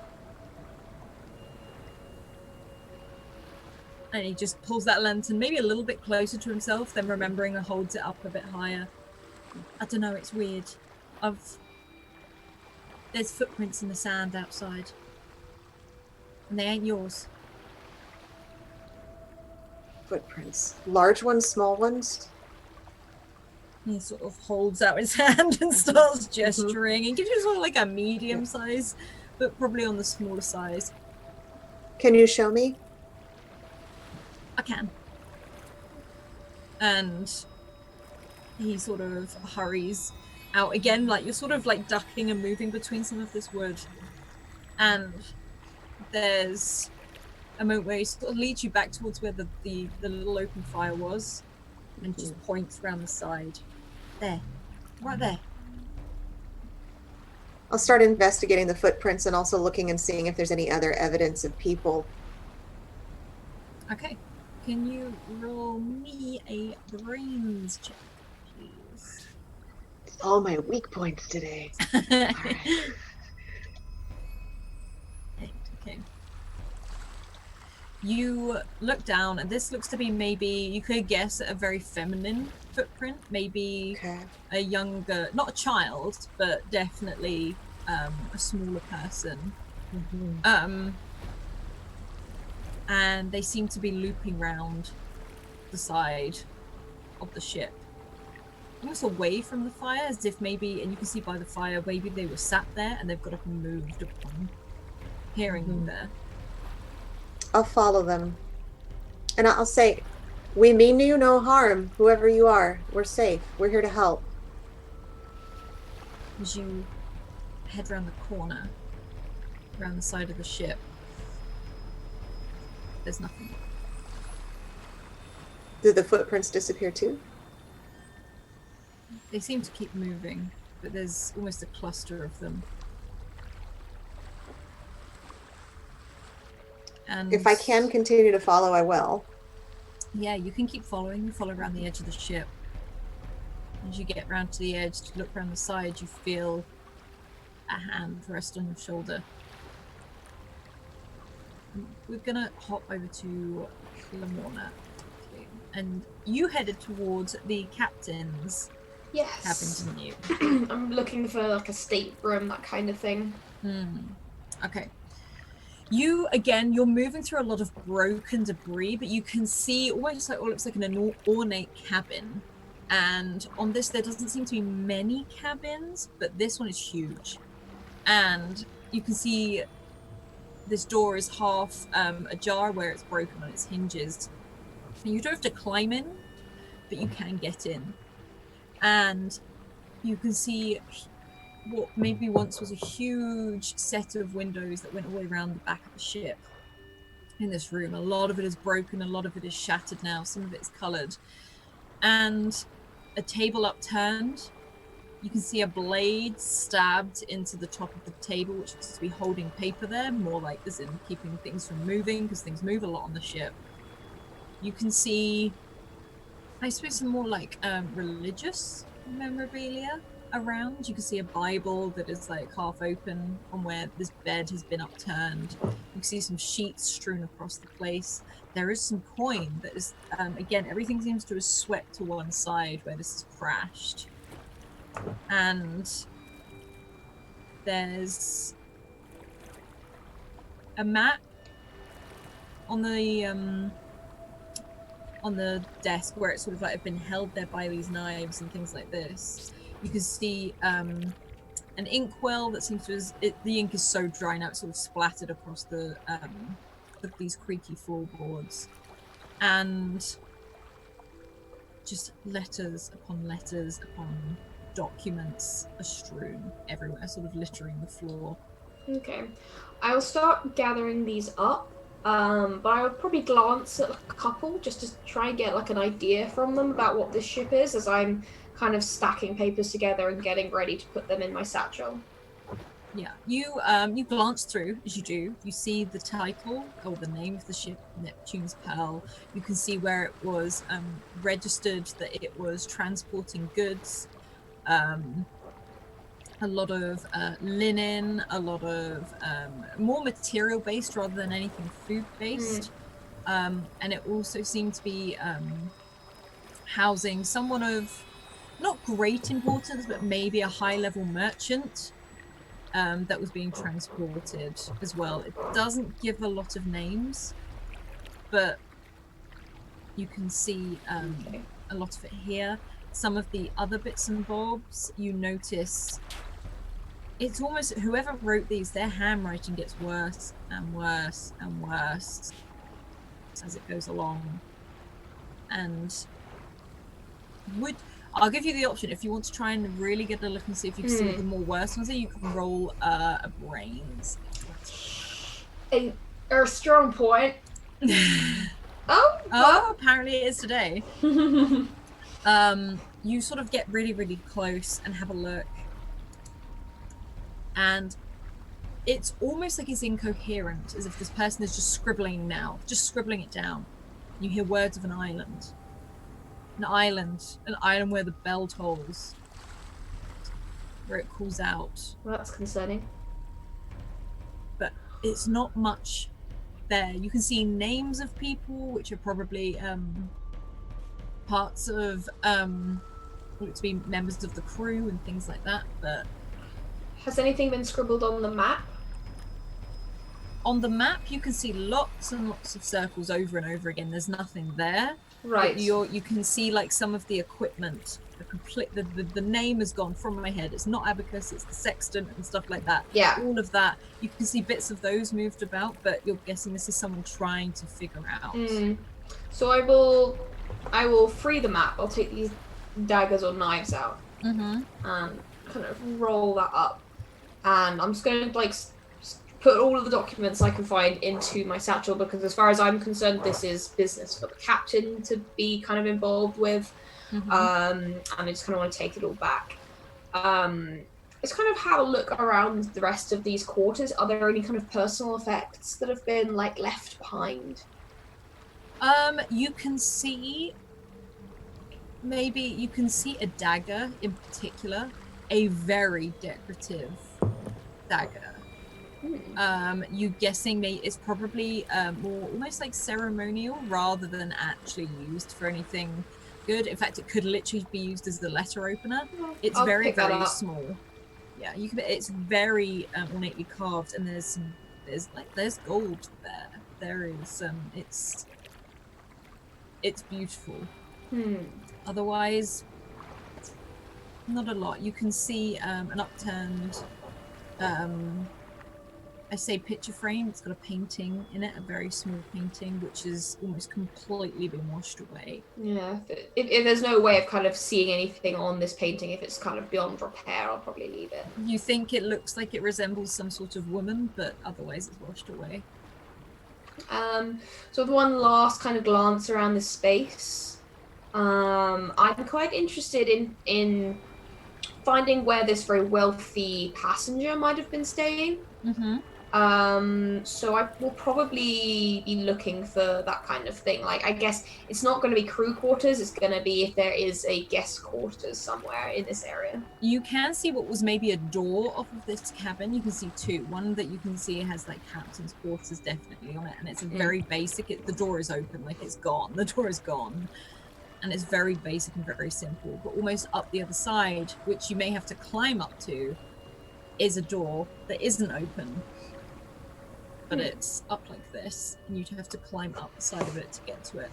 She will probably try and do that. She's very curious about what is going on here. You roll me a brawn, please.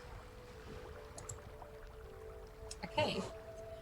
How do you climb up to this? There's bits and bobs around, but just describe for me how you climb up to this. I think it's not just kind of a dragging herself up there. She's kind of trying to find kind of good footholds, being a little bit more methodical about it, and kind of careful.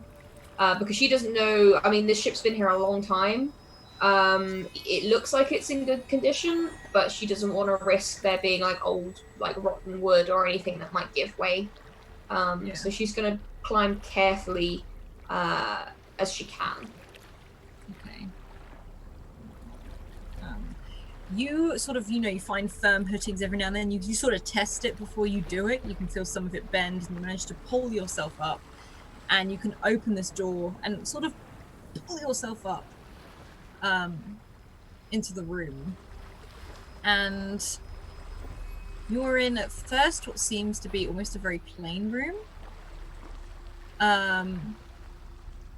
But you can see how there's been more care taken maybe for comforts.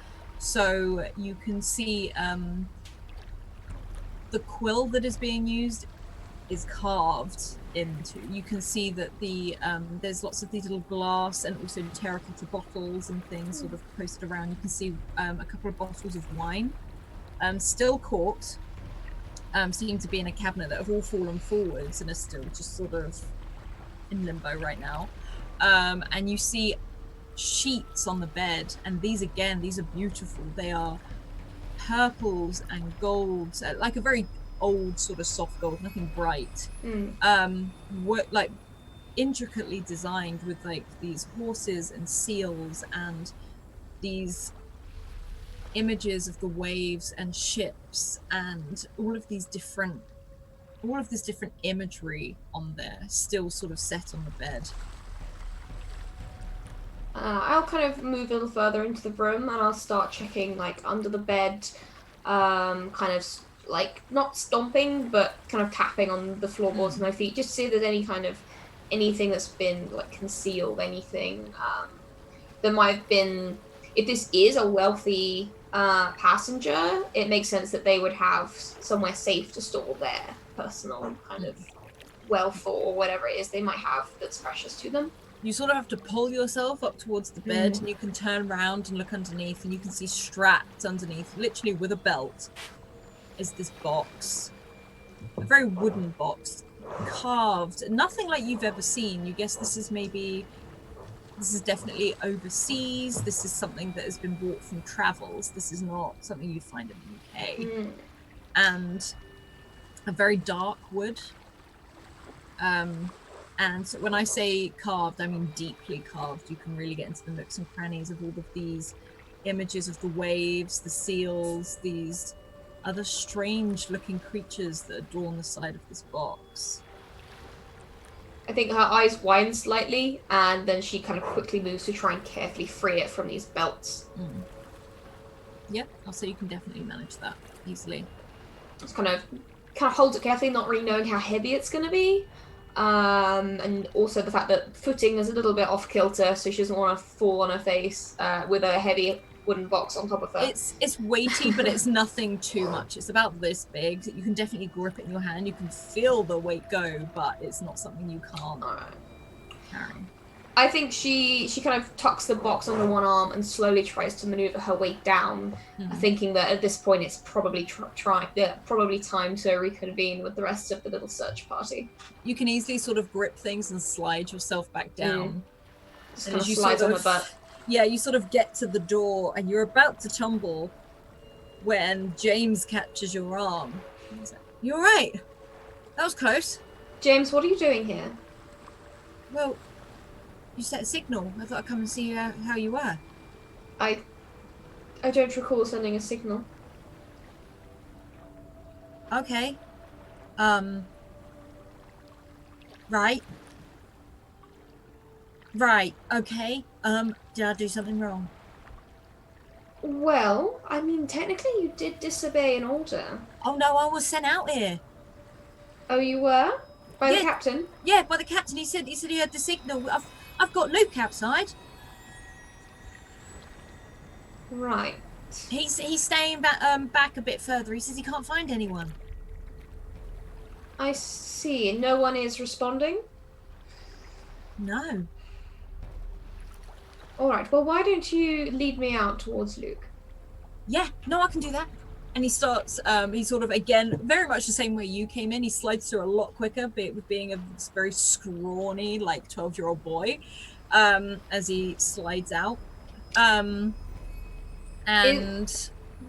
anything at all seem, like, remotely...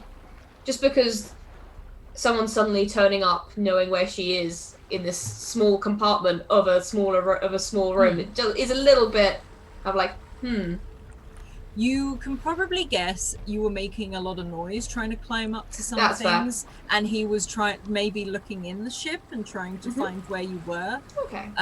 He has abandoned the lantern. You can see where he's come back through, and there's that glowing light as he slides back down, picks it back up, and he's like, "Luke's on the other side." All right, well, lead on, please. Okay.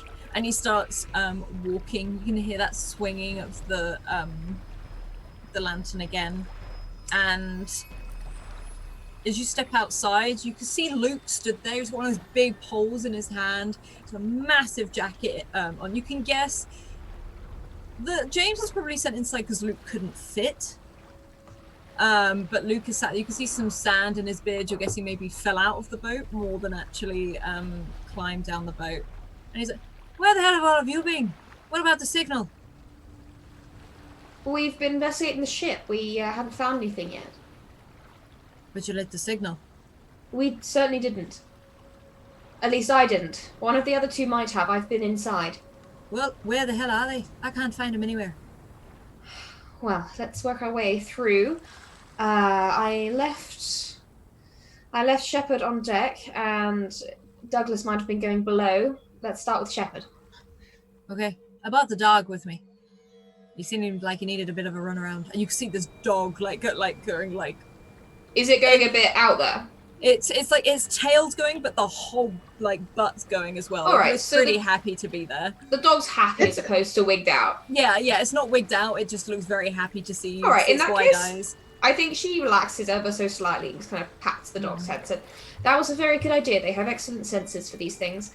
Well, I figured that. You said there's some sort of weird, witchy, magic-y stuff. I don't want to mess with it. Certainly a lot of weird. Right, let's try and find Shepard, and I will start to try and just kind of work my way through this half of the ship. Right, okay. Well, you lead the way, because I don't know where the feck I am. And he starts, he has like this big pole in his hand. You can see he's got what looks like probably something from the kitchen on his back, because he looks weirded out, and you know Luke is very superstitious.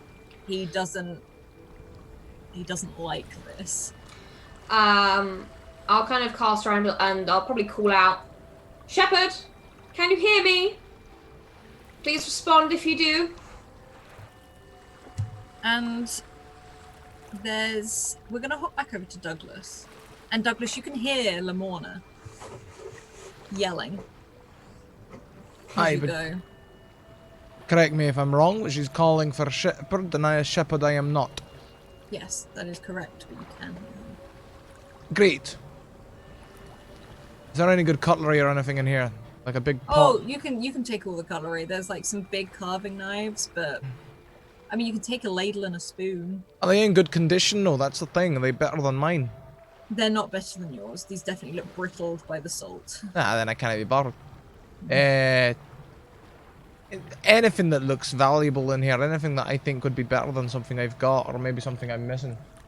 You can definitely see, I've completely forgotten what they're called, like a whetstone.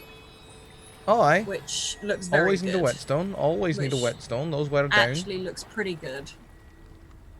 I'll take that, and anything else like it, you know, the things that you use up, like,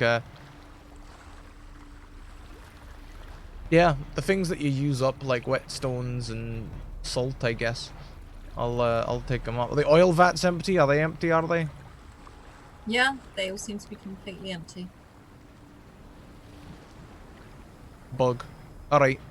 I'll, You do hear barking, and you recognize Luke's voice going, "What is it you want now? I don't understand. I haven't got any food for you," as he's sort of yelling at this dog.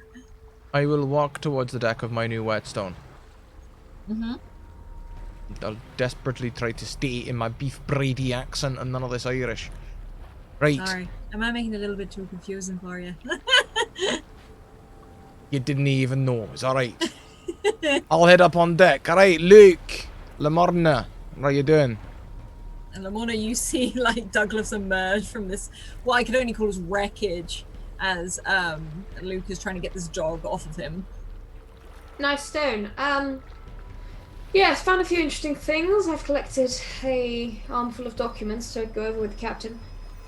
Have you seen Shepard? Nay, I didn't see Shepard anywhere. But as well as this whetstone here, I also found a few little things myself. There was a wee tin that said AR more on it. And there are some herbs. Pretty old, but useful. Does AR Moore ring any bells? It doesn't seem to ring any bells. It's not any of the names that I've read. Well, except that cursed church bell, but no other bells. Oh, so you have heard the church bell, yes? There is mention of it in these documents. From the sound of it, the individuals aboard this ship were trying to seek out the source of the sound, and it certainly didn't end up very well for them. Aye. I might have heard it a wee bit earlier. in when I was carrying the wee lantern around and it was moving from side to side and it sort of did a little cling clang, but without the tang, if you know what I'm saying. But More or less. It concerns me that Shepard made a rather odd comment earlier, which, now I think about it, has some bizarre connotations. Would you help me look for him? I'm a bit concerned. Shepard, where are you hiding? This is not nearly the time or the place. You need your head looking at. I did try that in a few fewer words. Are we going to hop over to Shepard? And Shepard, this hand is rested on your shoulder. I'll put my hand on top of it and turn, trying to hold it there. A young woman stands opposite you. And she looks very wide-eyed, very grey eyes. Hello. It's okay. It's okay. It's safe. Safe. No, it's not. I'm Shepard. Who are you? And she doesn't seem like she wants to tell you, as she sort of holds back her tongue. Are you okay? Can you hear the bell? The church bell. You can hear the bell. Yes. And do I still have James with me? James is stood next to you, looking Yeah. a little bit awkward, like with the lantern still clutched in his hand. He hears it too. This is James.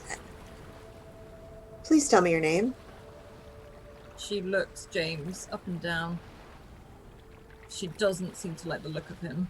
It's sort of a almost like he smells bad. Like she sort of wrinkles her nose at him. My name's Elizabeth. Elizabeth. We have a ship. We can get you out of here. I don't want to get out of here. I want to stay here. There's nothing here. Exactly. What have you seen? Can you hear the bell? And she pauses. It comes from the island. The island. I don't know of any island in this part of the sea. I don't know, but the adults spoke about the island, and you can guess maybe she's early teenager, if anything. Where are the adults? Gone. Gone where? And she pauses again as if she looks confused. I don't know. I don't know where they've gone. Some of How them long continue ago? to find the island, but they set off in a separate ship. It was one of the boats on the side. Did she, her manner of dress, the ship is very old. Is she dressed in a 1804 kind of way or a much older kind of way? It looks much older, but to be honest, it's so simple it could pass as your time. It's that she's in a very big oversized shirt, and she too wears a hagstone around her neck. She's got a pair of trousers on, but she's barefoot. You guess that maybe she's borrowed some clothes from someone on the ship, and it's pretty much secured in with rope. What were you doing on the ship?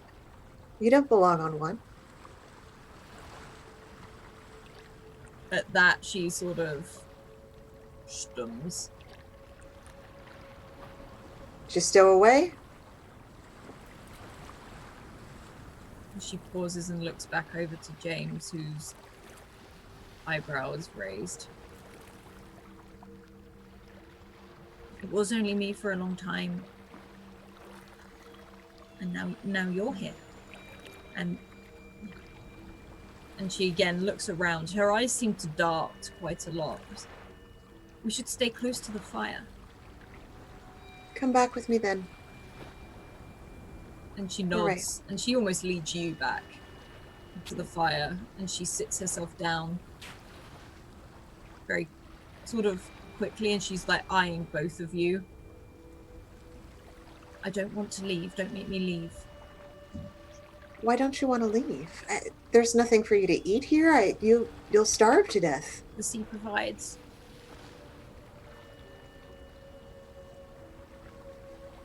Do you speak to her too?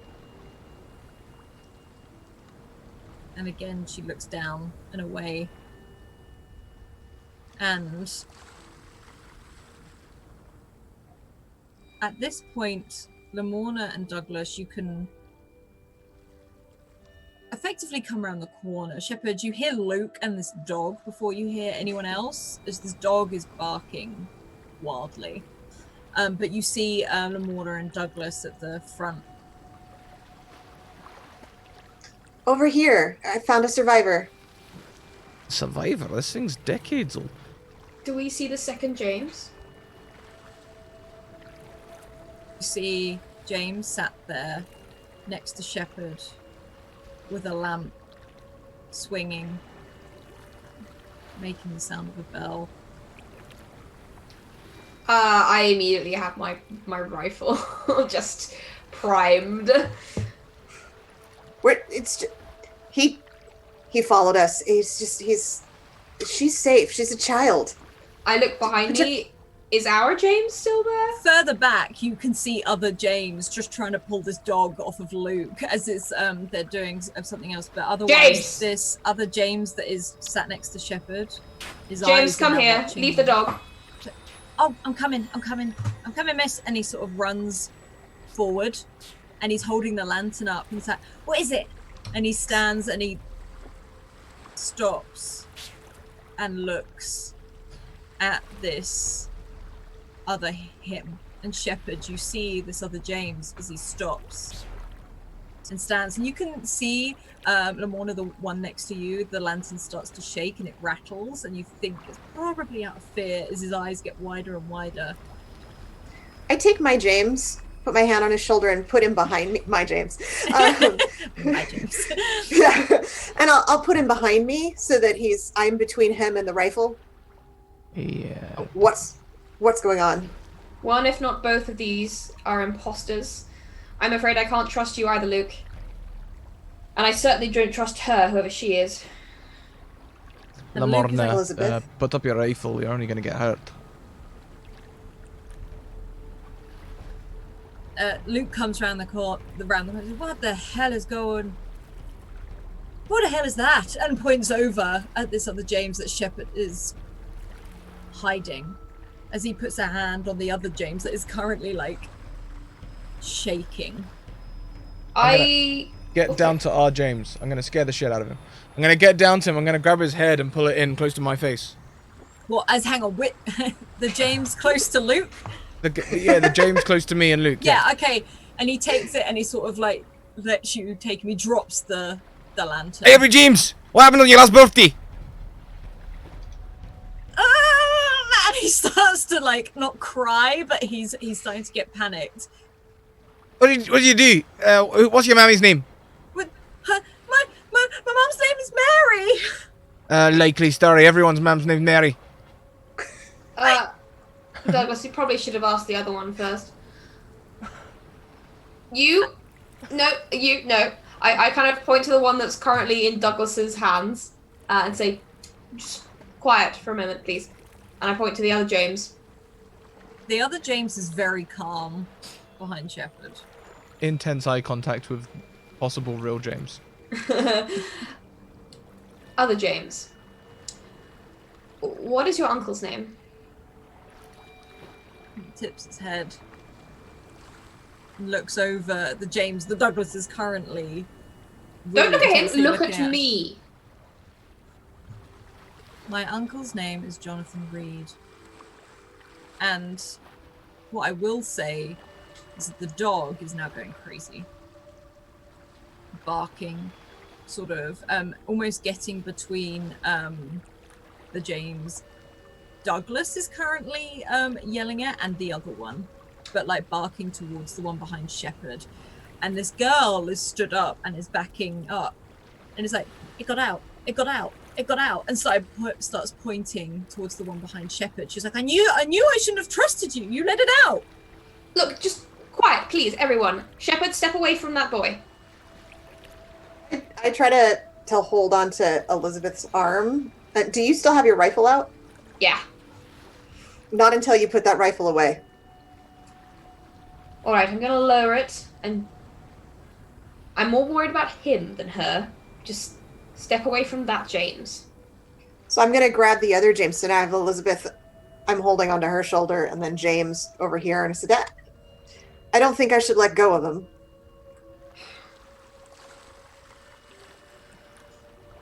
Fine. I'm gonna whistle for the Shepherd. dog. The dog just like looks back at you briefly, but still doesn't move from its actual position. And Shepherd, the James behind you, is like, "It's me." Yeah, you can't be sure. Come on, pup. Did we name this bleeding thing? No one has named the dog yet. I mean, as far as I'm concerned, Hamish. as far as I'm concerned, it's Wyatt's dog. Yeah. I know how to attract a dog. Doesn't need a name. Dinner! And this dog stares intently at the other James. Other James? The one behind Shepherd, the one you just... Calm, the other James. I didn't Calm, that James. one. I didn't trust that one. Well done, James. You did well. You answered the questions. Not very well, but you did it alright. He looks very weepy-eyed right now.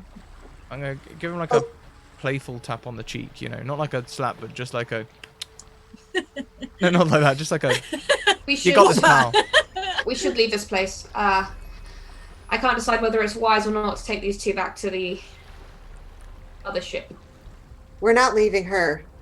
But Elizabeth, she should come too. what is it?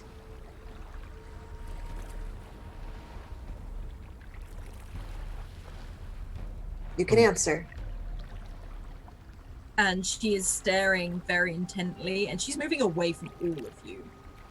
So I had grabbed her, so did she get out of my hand?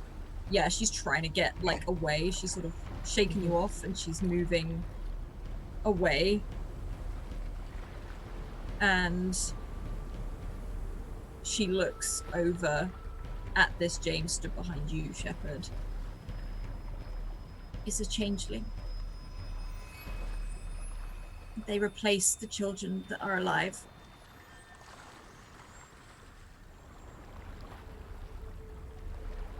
Where did it come from? They're everywhere. They're coming from the sea. Douglas, hold on to James real tight. I'm gonna take him by the shoulders and just pick him up. Ah! Fireman carry. Not even a fireman, just literally just holding him on the shoulders and picking him up so his arms are pinned to his sides. If Got him. anyone wants to roll a brains to know more about changelings, you may. Definitely. Especially if they live in the sea. Although, not the brainiest. Oh, I'm having a brain day! Brain day! Huzzah! You know that these are known, or at least in fairy stories, literally fae. It's... The story goes that they don't really know the purpose of a changeling. They don't know why they exist. They don't know where they come from. But they snatch children and they take their shape and take their place. And it's normally said that only parents can tell. That's how close it is. Only parents who know their children tend to not be able to. They can tell the difference through instinct and sort of almost like a powerful intuition that this child before them is a stranger.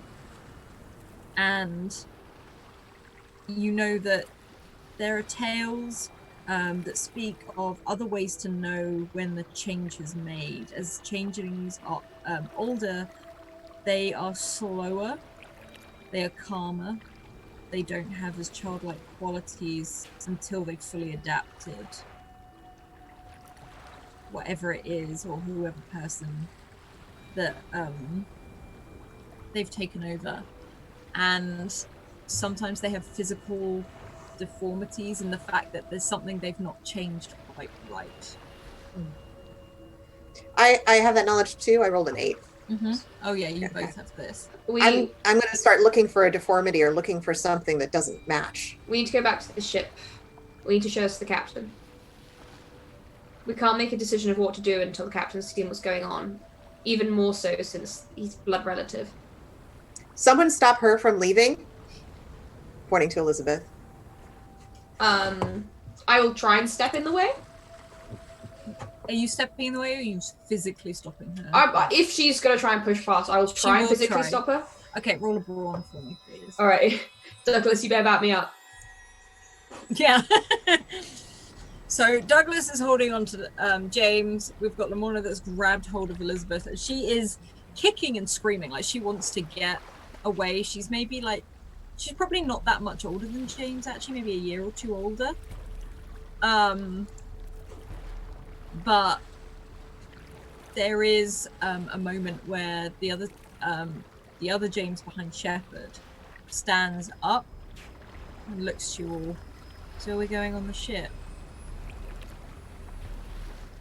Do we want him on the ship with James? I am James. I say we definitely should return our James to the ship. Safe and sound, but we need the captain's voice on this. Yeah, this one should stay here until the captain makes a judgment. I suggest we go halfway. I don't think we should remain in the belly of this vessel. There could be more of them. There could be other powers that they have access to here. This is, as far as I'm concerned, their stronghold. I just don't want him where he might slip away and replace our James. No. I say we go halfway. Someone stays here with this James and the girl.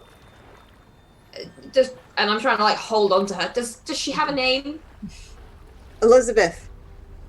Right, Elizabeth, please calm down. And it's very clear that Lamorna has zero contact with any idea how to handle kids at all. She sort of does realize that it is almost like in futility that she's just slow, but she's still yelling. I don't know who you are, but we're going to try and help. We need to understand what's happening before we can help you.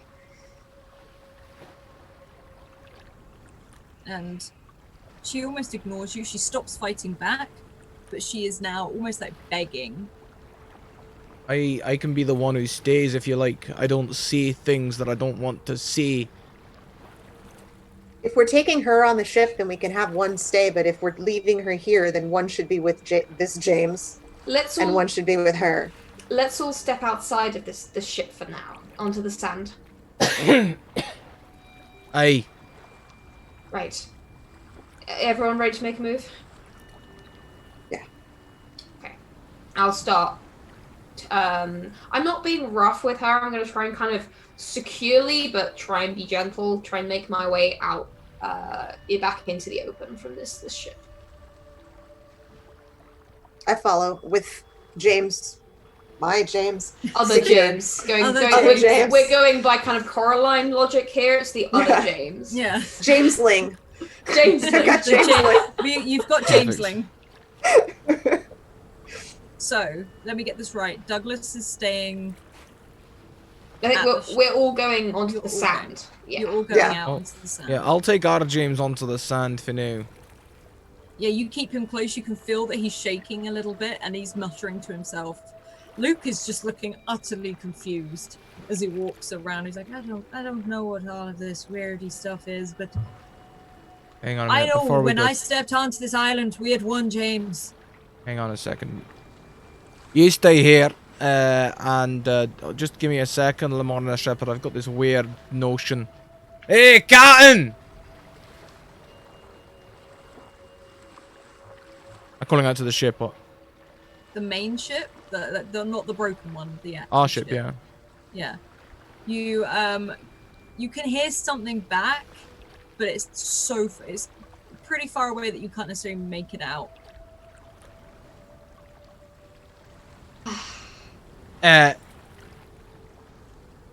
Douglas, do you want to go a bit closer? We can stay here with the other two since me and Shepard are holding on to the Alright, elements. I'm gonna tuck James under my arm like a wee package. Yeah, you hear him like, "What?"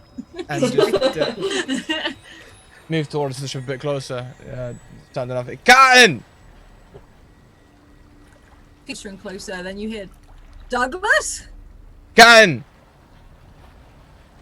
What are you doing? Right, yeah. Is everyone okay? We saw the signal. So you did send a signal. No, you sent the signal. Alright, same difference. Have you got any Jameses up there?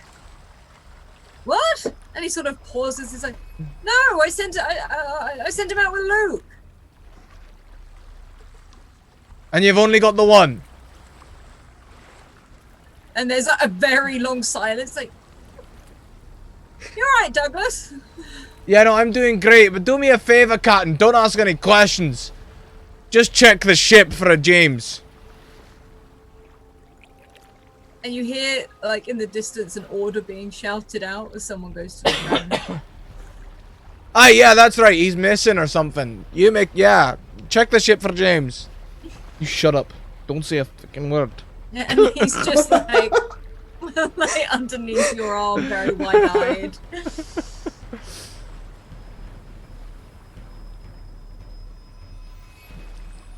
And soon comes back. He's like, "No, we sent him out with Luke. Is everyone alive? Is everyone okay?"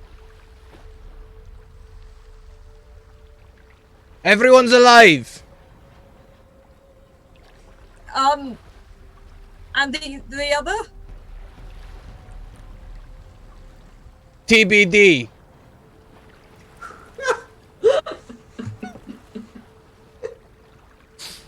That is Look. not shit talk. I'm gonna send you one James up, alright? What? Douglas, just do what you gotta do.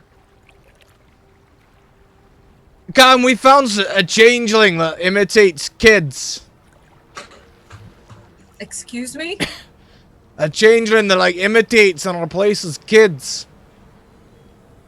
Douglas, you are aware that is a fairy story, correct? Aye, and you're aware we sailed up to a wee island that don't exist in the middle of the feckin' Come on, look, I'm not just messing about here. Would you a wee fire in the distance? Oh, I'll let the ship steer towards it. No, we're in this mess because of you. Can we hear this muffled interrupt? You going can on? hear, like, this captain and Douglas just screaming at each other from across the sandbank. Oh, Douglas. Shout out, just Douglas, just bring him over here. Well, I got him. Huh. Aye, who else? Captain, would you come down here? And you hear, "For the love of Pete," and you hear, like, the clatter down. You hear something being thrown to another crew member as this very firm face, chiseled jaw, stubble, like, a man comes storming across this sandbank, heavy boots sinking in the sand, this big coat over. He's like, "What is happening?" There, we're in a fairy tale, aren't we, Captain? Why don't you come and see for yourself? And it's like, "Don't take that tone with me, Douglas." You can see them, Down. you see them starting to argue, like, in the middle of this sandbank. Get Actually your approach. here. Yeah, I'm gonna And he's approach and try to help calm Douglas. "Why is my nephew underneath your arm? What have you done?" And he looks down at James, who's like, I'm just gonna frog march him. I'm just gonna grab him and start pushing him towards Shepard and Lamona. Yeah.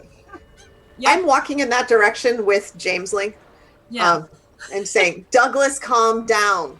Calm down, Douglas. Yeah, took a leaf out of this weirdo's book. I'm just saying he's taking it a bit too far, that's all. Accusing me of seeing things in the way Shanty out in there in the middle of the bloody sea. Ain't my fault we're We have other things. Douglas, we have other things to focus on. And the captain sort of looks over, and it's just like, "Now, would you... James, what..." Oh, like, he sort of just takes a step and a moment back. Yeah, just take a moment, take it in. Apparently, this imitation James, the real one we think is with Douglas. This one is a copy. We have found some other interesting information. However, we're at a bit of a conundrum as what to do with this one. We don't want to let him onto our ship in case he tries to replace, your James. And you see him, he's like, "Oh, I need to talk to Henry after this." Okay, right, we're going to take... Are we sure which one is which? Mostly. Mostly. I'm fairly sure this one's the real one. You literally just pick him up like that. Yes. Okay. And as you do, you hold him up, and there is a moment where the captain's like, all of them on the ship. I don't know who that is. As she looks over at Elizabeth, who is currently got her head probably in Lamorna's shoulder. She's been muttering to herself, but get her on board too. I want to leave this place now. All right. Are we bringing this one too? You're bringing that James and that James. I want both of them on board. As long as we keep eyes and arms on that, and we should be all right. Keep them separated. I'm actually going to take my rope and tie him, and then tie him to me. This is exactly why I recommended we install the brig, Captain. And he does not look amused right now, and he's like, back to the ship. All of you. Luke, head the way. And Luke is just like, I got you. And he sort of starts like marching forward. As we start making our way back towards the ship, I'll draw the captain's attention to this exquisite kind of carved box. Yeah. This was concealed in the quarters of what appeared to be a wealthy traveller who had been aboard the vessel. I also have notes pertaining to the voyages, what they were transporting, goods, details of trying to find an island with a bell chime. But I haven't opened this box yet. He takes it from you and looks at it. He's like, good work, Lamorna. Anything else I want you to bring to my cabin as soon as we are away from here. Of course. Now, we keep moving. And he's picking up the pace. He's making sure you all leave. And there's the rope ladder comes down. You see Luke effectively just pulling himself up onto it, holding an arm down, sort of taking the James Douglas had up on there so that Douglas doesn't have to carry him up. Douglas, you can head up next, and he effectively hands the James back to you as you do it. And he's just like, we're gonna want to keep him separate. Let's just take him down below. Put him in the kitchen, something. You We can have get a it far out of my... Yeah. We'll bring this one to the brig, and I have the other James tethered to me. Yeah. We'll take this one to the brig. I think we're pretty sure which one is real. What about this one? And I kind of holding Elizabeth. The captain looks at you, he's like, she looks knackered. Just go put her in my cabin, make sure she's seated too, and give her some proper clothes. Hang on a minute now. Hang on. Look, this whole thing started with me telling James about sirens, alright? I may not believe in fairy tales, but if we're gonna be in one, we may as well respect it. If we've got a changeling here that imitates kids that just happens to turn up with the wee lassie who's all pretty and nice, don't you think that maybe we're being lulled into a false sense of security? I don't think she's a siren. I'm not saying she is, I'm just saying it's the same trick. Well, that's why I say we keep an eye on her. Hey, well, let's not leave her alone in that. I think she's a child. I think she's a child. Alone, surviving on this wreck for goodness knows how long. She hears the bell. She speaks to the sea. The sea has sustained her. The sea wants her to meet us. All right, let's just not leave her unwatched. I'll sit with her in Captain's quarters if that's all right with you, Captain. Do it. Put her in some normal, warmer clothes than what the hell she's wearing. Because, like, to you, it's all October and she's literally in bare minimum. Maybe a hot drink if we can run to that. Hot drink, just give her some food. And I will take her towards Captain's quarters. Yeah. She's sort of, like, almost flopped down now. Douglas, where are you taking James? Your James? I don't like it, but I guess I'm taking him to the kitchen.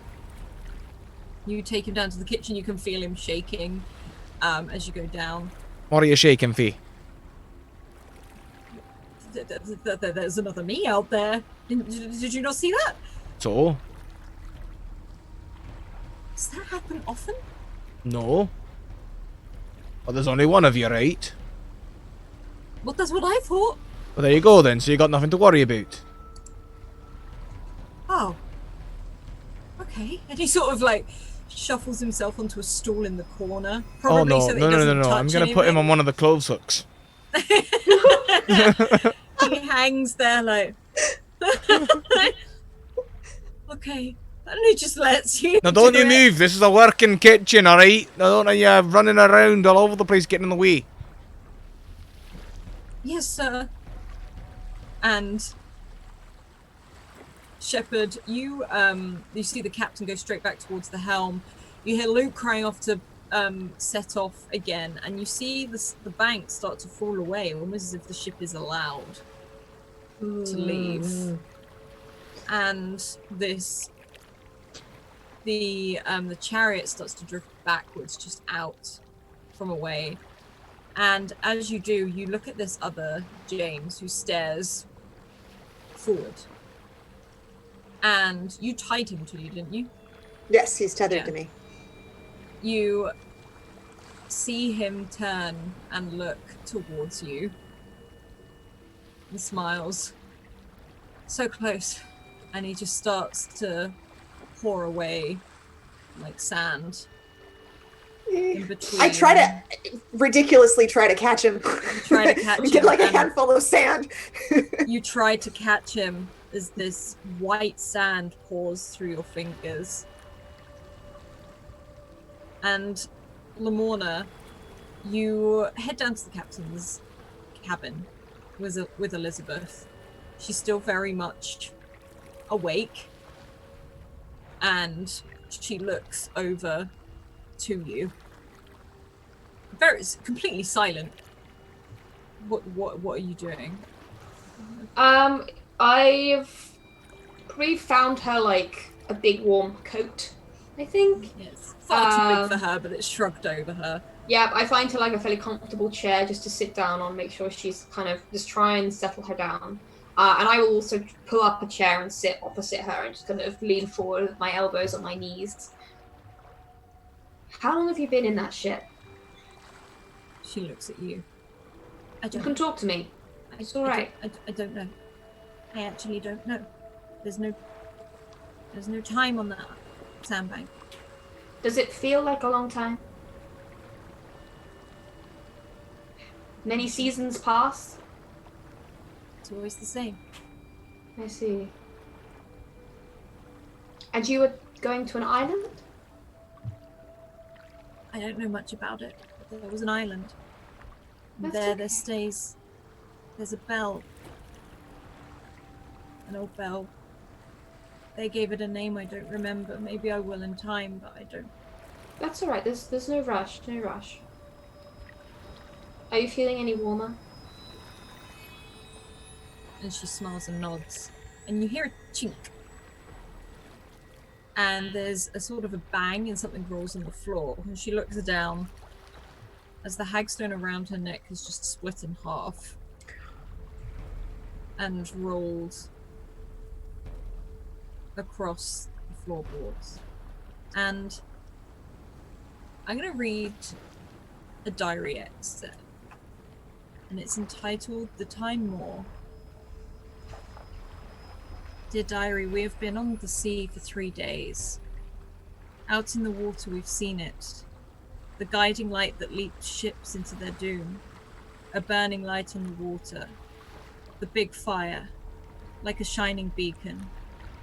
Once we saw a burning light in the depths of night. Some distance offshore, like a stranded ship signaling for help. We took a boat out to the waters where we'd seen it. Careful to avoid the jutting rock beds nearby. But when we arrived there was nothing but a dim red mist.